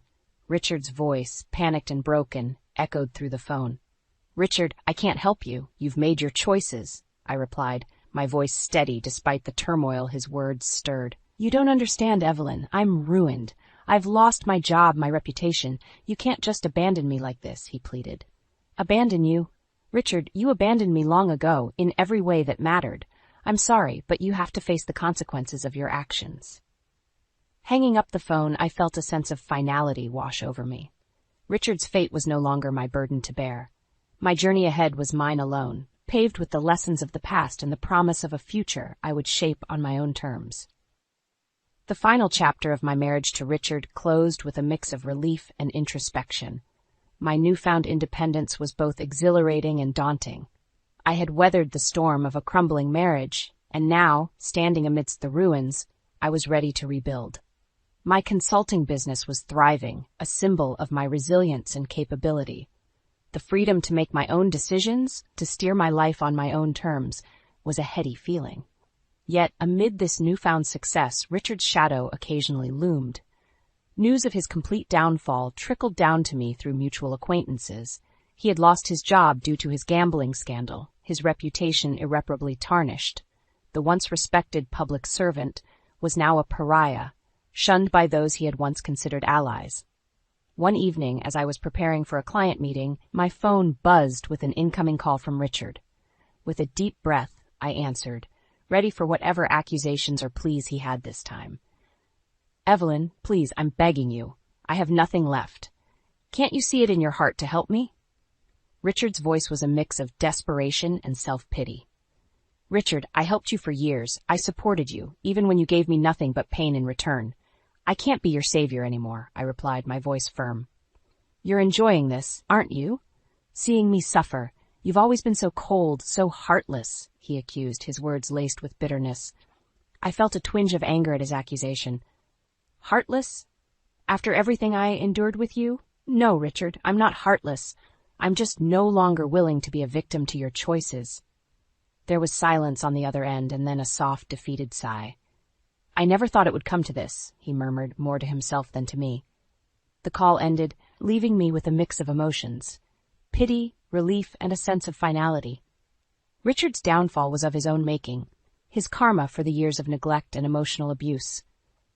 As I moved forward with my life, I focused on my work and my family, the pillars of my strength. I even began planning a community project, a way to give back and connect with others. My past with Richard was a chapter closed, a lesson learned.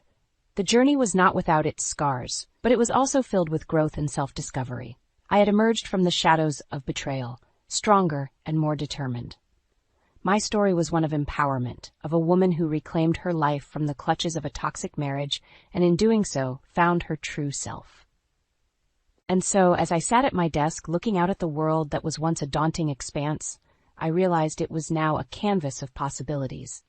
I had survived the storm, and now it was my time to thrive. "More gravy, Derek?" I asked, forcing a smile as I held up the gravy boat. My husband of 2 years gave me a withering look. "This turkey is so dry I'd need to drown it to make it edible," he grumbled. I froze, the boat hovering stupidly in my hand. Dry turkey? Impossible. I'd hired Chef Marcello, one of the top chefs in the city, to prepare this meal. It had cost me a small fortune, but I wanted our first Christmas dinner as husband and wife to be perfect. Derek's complaints stung. I'd gone to such lengths, only to have him criticize my efforts in front of both our families. "Oh, come now, it's not that bad," his mother Ruth protested. "Here, just needs more gravy." She scooped a big spoonful onto Derek's plate, shooting me an apologetic look. "More gravy isn't going to rescue this disaster," Derek snapped. He shoved his plate away in disgust. Anger flared within me. How dare he disparage my cooking, and on Christmas no less? I wanted nothing more than to hurl the gravy boat at his impeccably gelled head. But I held myself back. Derek didn't know about my secret chef, and his family didn't know about our charade of a marriage either. Outwardly, I was the doting wife, slaving away in the kitchen to make my husband happy. "I'm sorry the turkey isn't to your taste," I said softly. "I did try my best." Derek snorted derisively. "Well, clearly your best isn't good enough. Honestly, Eliza, I can't fathom how someone could mess up a simple turkey this badly." Simple turkey? This from a man whose idea of cooking was microwaving frozen burritos. I wanted to scream at him, but I swallowed my fury and turned meekly to my mother. "Maybe you could show me your recipe again sometime. I really thought I had it right." My mother's eyes flashed with anger on my behalf, but she simply patted my hand gently. "It's fine, dear. My recipe takes some practice. We'll work on it together." She shot a glare at Derek. "Perhaps if your husband pitched in more in the kitchen, he'd know how difficult cooking can be." Derek bristled, opening his mouth for an angry retort. But his father, Michael, intervened. Now. No need to ruin Christmas dinner with petty squabbles. Eliza clearly worked hard on this meal, so let's just enjoy it, shall we?" He gave his son a quelling look. With a huff, Derek turned sullenly back to his plate, sawing angrily at the turkey as if punishing it for its dryness. I hid a satisfied smile. Oh, he had no idea what was coming. I had barely even begun to ruin his Christmas. Just then the doorbell rang. "Right on time. I'll get it," I said quickly. I ignored Derek's glare as I practically sprinted for the door, heart hammering with anticipation. This was it. My revenge began now. I took a deep breath and composed myself. Then I opened the door with a bright smile. "Chef Marcello, so wonderful of you to stop by." I ushered the distinguished older gentleman into the foyer. Behind me, I heard the clatter of dropped silverware as my guests took in the unexpected arrival. Marcello inclined his head graciously. "Of course, madame. I wanted to compliment you on the meal. It was prepared to perfection." I turned to Derek with an icy smile. "Surprise, darling. I didn't actually cook this dinner. Chef Marcello did. Funny how even a professional got it so terribly, terribly wrong." Derek looked like he wanted to melt into the hardwood floor. His face turned bright red as Chef Marcello gave a slight bow. "My apologies for the deception," the chef said smoothly. "But Madame requested I keep my involvement discreet." My mother pressed a hand to her chest, eyes wide. My dad just shook his head in disbelief. But it was Derek's parents who reacted most strongly. "What is the meaning of this?" Michael demanded, rising from his seat. "Eliza, why on earth would you embarrass Derek like this in front of his family?" Ruth also stood up, glaring daggers at me. "After everything we've done for you, we treated you like our own daughter." I stood calmly amidst the uproar. "Believe me, you'll understand soon enough." I turned to Derek with an icy stare. "Why don't you explain our little arrangement to your parents, darling?" Derek's eyes blazed with anger and humiliation. For a moment, I thought he might actually lunge across the table at me. But then his shoulders slumped in defeat. "Eliza and we're not exactly as we appear," he mumbled. "What do you mean?" Ruth asked sharply. Derek kept his eyes fixed on his plate. "Things haven't been right between us for a long time. I'm away a lot for work on the weekends. I just needed companionship." Michael's face turned thunderous. "Companionship? So you've been cheating on your wife? With who?" I gave a cold, hollow laugh. Oh, he'll cheat on any young, gullible thing eager for a wealthy man's attention. I tossed photos of Derek with his mistress onto the table. Ruth gasped and Michael roared in outrage. "You snakes," he bellowed. "We welcomed you into our family." Derek's head snapped up, his eyes locking with mine. "This dinner was a setup," he snarled. "You lying, vindictive bitch." He moved menacingly around the table toward me. My dad stepped forward to block him. "Watch yourself, boy," he growled. Derek ignored him. "I know what this is really about. You're pissed I made you quit your job. You want to leech away my money." I met his furious gaze unflinchingly. "You didn't make me do anything. I chose to leave my job because I loved you and trusted you, but clearly that trust was misplaced." Ruth wrung her hands. "Eliza, I don't understand. You two seemed so happy at the wedding." I smiled bitterly. "That's because Derek could be incredibly charming when he wanted something, and at first I was too blinded by love to notice I was just a prize to him." Michael jabbed an accusing finger at his son. "You conned us all. Eliza was right to expose your lies." He and Ruth hurried out, leaving Derek alone to face the consequences of his betrayal. My anger drained away, replaced by weariness. "The wedding was a dream," I told Ruth quietly. "But dreams don't last, and betrayals are hard to forgive." I turned my back on my infuriated husband. The man I had once loved so completely was a mere stranger to me now. And strangers could inflict deep wounds. The weeks after the Christmas fiasco were lonely ones. Derek buried himself in work, using it as an excuse to avoid me. Not that I minded. The charming, attentive man I had married was gone, replaced by a cold stranger, but the empty house wore on me. With too much time alone, my mind turned to darker thoughts, like why a successful man like Derek would even want a housewife. He used to brag about my marketing career, so why insist I quit after the wedding? I began to suspect he wanted me home, not just to cook and clean, but to keep me from prying eyes. Weekends were the worst, with Derek gone from morning till night. He claimed it was for business trips, but my trust in him had cratered. One Friday morning, I woke feeling particularly low. I shuffled to the kitchen in my bathrobe, sighing at the sink full of Derek's dishes from the night before. As I washed up, I spotted his cell phone charging on the counter. He must have forgotten it. A jolt of adrenaline shot through me. Here was my chance to find out what Derek was really up to. My hands shook as I scrolled through his texts. Most were mundane work messages, until I found a thread with a woman named Amber. My chest clenched as I read their suggestive messages planning a weekend rendezvous. So this was why Derek insisted I stay home. Not to cook and clean, but so he could sneak off with his mistress. I wanted to hurl his phone across the room, but I restrained myself. The texts provided concrete proof of Derek's affair, proof I would need for the next phase of my plan. I forwarded the messages to myself before replacing the phone. Derek would pay for making a fool of me, for parading me around as his doting wife while he snuck off to lavish affection on another woman. My mom was reluctant when I asked her to secretly move in for a while under the guise of being our new housekeeper, but she agreed after I confessed my plan to expose Derek's affair. "Just be careful, Eliza," she urged. "Revenge can be satisfying, but also dangerous." "Don't worry, Mom. I know what I'm doing." And I did. With her help, I gathered more evidence of the affair. Credit card receipts from romantic dinners and hotel stays. Photos of Derek and Amber locked in intimate embraces. I hid it all away, waiting for the right moment. Planning my revenge was thrilling but strange.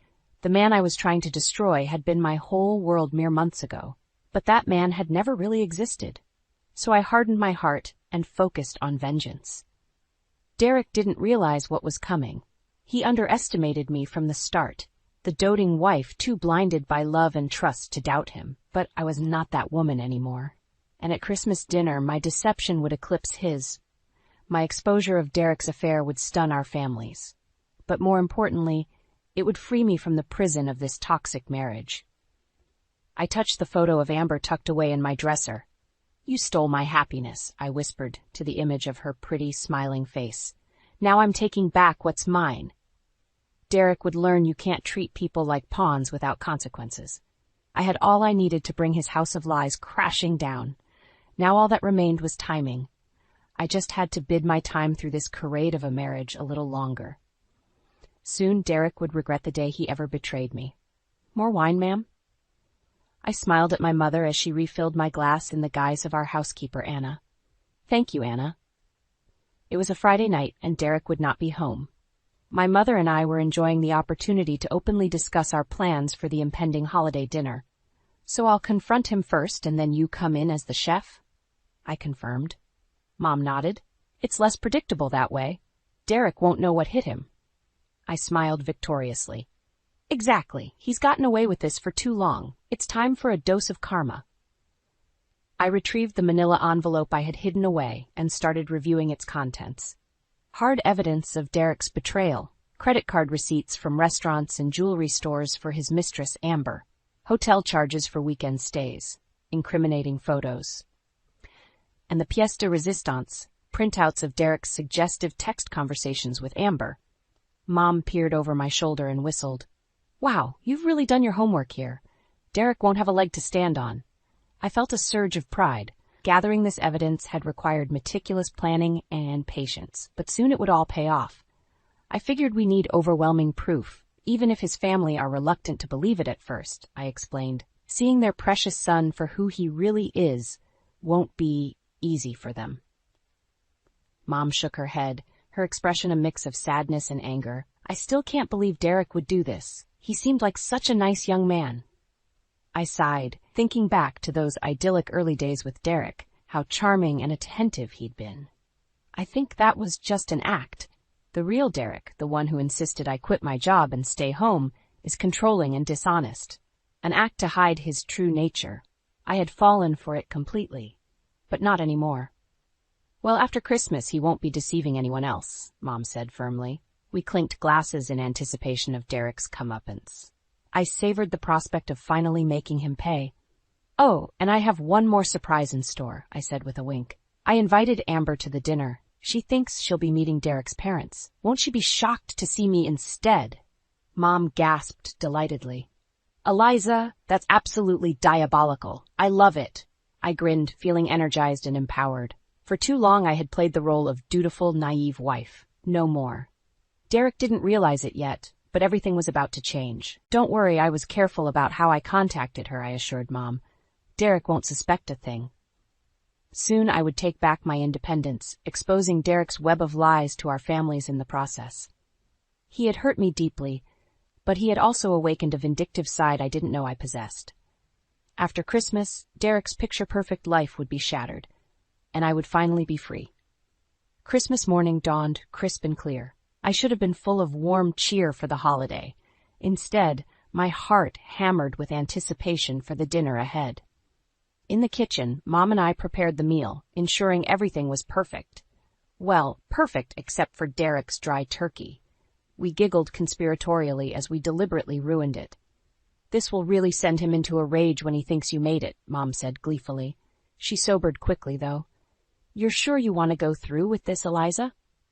I nodded firmly, ignoring my nervous flutterings. I'm sure. Exposing Derek is the only way I'll be free of him. Mom squeezed my shoulder. Okay, just remember, we're in this together. Together. Unlike my sham of a marriage built on Derek's lies. Anger stirred in my gut, overcoming any last reservations. I was ready. I paid meticulous attention to my appearance before the guests arrived, styling my hair just so and applying flawless makeup. I needed to look composed and confident, not like a scorned wife. Derek arrived first, kissing my cheek perfunctorily. House looks nice, he said with a glance around. Well, make sure dinner doesn't ruin it. I forced a smile. I hope it exceeds your expectations. Oh, it would exceed them all right, but not in the way Derek anticipated. My nerves threatened to resurface as the families gathered, but I kept my poise. Only Mom knew the tempest brewing inside me. At last, we were all seated around the table laden with food. Derek's parents heaped praise on the spread. This looks wonderful, Eliza, Ruth said. You've outdone yourself. Outdone herself indeed. I nearly laughed out loud. Ruth had no idea a professional chef prepared this meal, but she would soon enough. Let's dig in, Derek said, carving into the turkey. He lifted a bite to his mouth, chewing slowly. I held my breath. His face darkened. It's so dry I can barely swallow, he spat, throwing down his fork angrily. Did you even cook this thing fully, Eliza? And there it was, my cue. I made a show of looking hurt at first, Then I stood slowly, fire in my veins. Actually, Derek, I didn't cook this at all. Chef Marcello handled the whole meal. I stepped aside with a theatrical sweep of my arm as Mom entered, right on time in her chef's uniform. A collective gasp rang out around the table. Derek froze, eyes wide with shock and rage. I smiled coldly. Surprise, darling. It seems even the best chef in town couldn't satisfy your palate. Derek leapt to his feet. How dare you embarrass me like this? He jabbed a finger at me. This little stunt just proves you're nothing but a petty, vindictive bitch. I didn't flinch. Sticks and stones, Derek. Now sit down. We're just getting started. The room crackled with tension.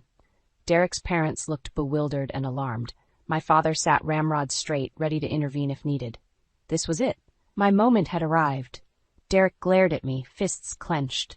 The rest of the family looked on warily. I smiled coldly. What's wrong, darling? You seem nervous. Enough games, Eliza, Derek growled. Explain yourself right now. I shrugged. It's quite simple. You've been lying to everyone about our marriage while carrying on an affair behind my back. Gasps erupted around the table. Derek's mother grasped his arm. Derek, is this true? He yanked away angrily. Of course it's not true. Eliza is clearly having some kind of mental breakdown. He turned on me, seething. I don't know what's gotten into you, but you're going to regret this little stunt. I laughed derisively. Oh, am I? That's interesting, considering I haven't even gotten to the best part yet. I slapped the manila envelope down onto the table. Derek eyed it warily. What's that? Michael asked in a hard voice. Evidence of your son's deceit, I replied. I opened the envelope and slid the contents across the table. Credit card statements, photos of Derek with a younger blonde woman, incriminating text messages. Michael and Ruth flipped through them, faces pale. Ruth's hands trembled. Derek, how could you? She whispered. He jumped to his feet. This is all fake, he shouted desperately. Eliza is setting me up. I shook my head. Come now, Derek. Lying will only dig the hole deeper. I paused. But perhaps you need more convincing. Right on cue, the doorbell rang. Derek looked at me sharply. Who the hell is that? I moved calmly to answer the door. When I returned, I was accompanied by a petite young blonde woman, Amber. Hello, Sullivan family, she said brightly, oblivious to the tension. Sorry I'm late. Derek's face drained of color. I smiled serenely. You must be Amber, so glad you could join us. Although you seem to be confused, this is my family, not Derek's. Comprehension dawned on her face. She backed away slowly. Wait, who are you? I'm Eliza, Derek's wife. Amber's mouth fell open in dismay. She turned on Derek angrily. You told me you were divorced, Derek exploded. You deceitful witch! How dare you orchestrate this ambush? You'll regret crossing me, I promise you that. He lunged for me in a rage, but my father intervened, shoving him back down into his chair. Sit down and shut up, boy. Derek buried his head in his hands. Around him, his family bombarded him with recriminations. I welcomed you into our family. Michael roared. Ruth wept quietly. Amber hurried out in humiliation. In the chaos, I slid quietly away with a triumphant smile. My revenge was complete. Now to begin my new life. Derek sat motionless amidst the barrage of recriminations from his family. I stood calmly, arms folded. Well, Derek, anything to say for yourself? I asked mildly. He leapt to his feet, pointing a trembling finger in my face. You deceitful bitch. This little show changes nothing between us. I raised an eyebrow. Doesn't it? Because your family seems quite convinced now about your despicable character. Michael grabbed Derek's shoulder roughly. Your wife just exposed you as a liar and a cheat, and you have the gall to insult her? Derek wrenched away angrily. This is ridiculous. You're all going to just take her word over mine? Ruth dabbed at her eyes with a napkin. It's not just her word, Derek. The evidence is clear. The credit cards, the photos. Her breath hitched on a sob. How could you betray us all like this? Derek's confident facade was crumbling. Good. I wanted him to feel the same humiliation I had felt at his hands. Those photos proved nothing, he insisted, but the fight had gone out of him. He knew the battle was lost. I almost felt pity for him then. He looked so defeated, so small, a far cry from the swaggering, domineering husband I had known. But then I remembered the lonely weekends, the endless hours fretting over his lies. My resolve hardened. Face it, Derek. Your double life has been exposed. Did you really think you could keep deceiving everyone forever? He sank down into his chair. All arrogance fled. In its place was a broken, desperate man. "Eliza, please," he croaked. "We can work this out." I stepped forward and lifted his chin. "The time for working things out disappeared the first night you crawled into bed with Amber. We're through." Michael grasped Derek's shoulder, fury etched on his face. "You've shamed our family for the last time. I don't ever want to see you again." Ruth sobbed quietly, dabbing at her eyes. "To think we welcomed you into our family. We treated your wife like a daughter." Her eyes flashed angrily at Derek. "You disgrace us all." They turned away, supporting each other as they left him alone to nurse his wounds. He reached for me weakly. "Eliza?"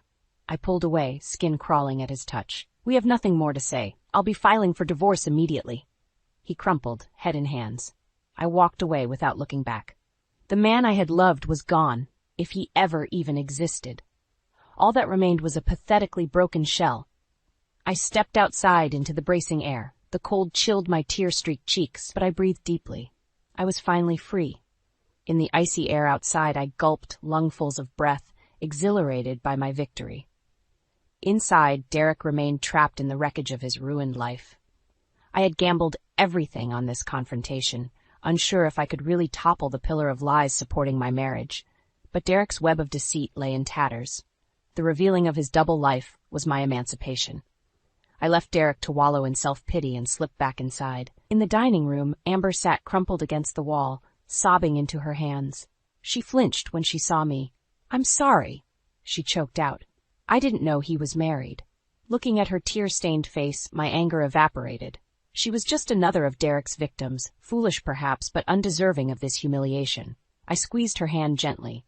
"It's not your fault. Derek lied to us both. What matters now is that we move on, without him." She looked up, eyes rimmed with red but resolute. With a quivering smile, she squeezed my hand back. Sometimes wisdom emerged from even the most broken places. I returned to the dining room, where Derek still sat slumped in despair. At my entrance, he leapt up. "Eliza, please, can't we talk about this?" He moved towards me, hands extended beseechingly. I stepped back. "There's nothing left to say. It's over, Derek." He grabbed for my wrist. "You can't just throw away our entire marriage." I wrenched my arm away, skin crawling from his touch. "This sham of a marriage was over long ago. You ended it, not me." Derek's voice broke. "Haven't you punished me enough?" "This isn't about punishment," I said coldly. "It's about revealing the truth and reclaiming myself. I won't be party to your lies anymore." I turned my back on his anguished face. Let him drown in misery. He had inflicted enough on me. His plaintive cries followed me out, hammering against my resolve. But I did not falter. The time had come to close this wound for good. In the hallway, I embraced my parents. "It's over," I whispered. "I'm finally free." Dad's eyes glistened with tears as he hugged me close. "I'm so proud of you, Eliza. You're the strongest woman I know." I turned to Mom. "Thank you for everything. I couldn't have done this without you." She squeezed my hands, her eyes shining. "That's what family is for. Now go and start your new life." I stepped outside, turning my face up to the winter sun. Its radiance warmed my reborn spirit. I had emerged from the darkness, scarred perhaps, but unbroken. Later that week, I filed for divorce, retaining an ironclad lawyer who ensured I received a fair settlement.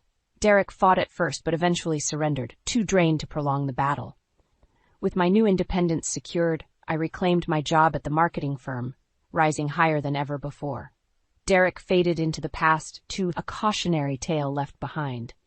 Sitting in my new corner office, I smiled as I looked at the glimmering city skyline.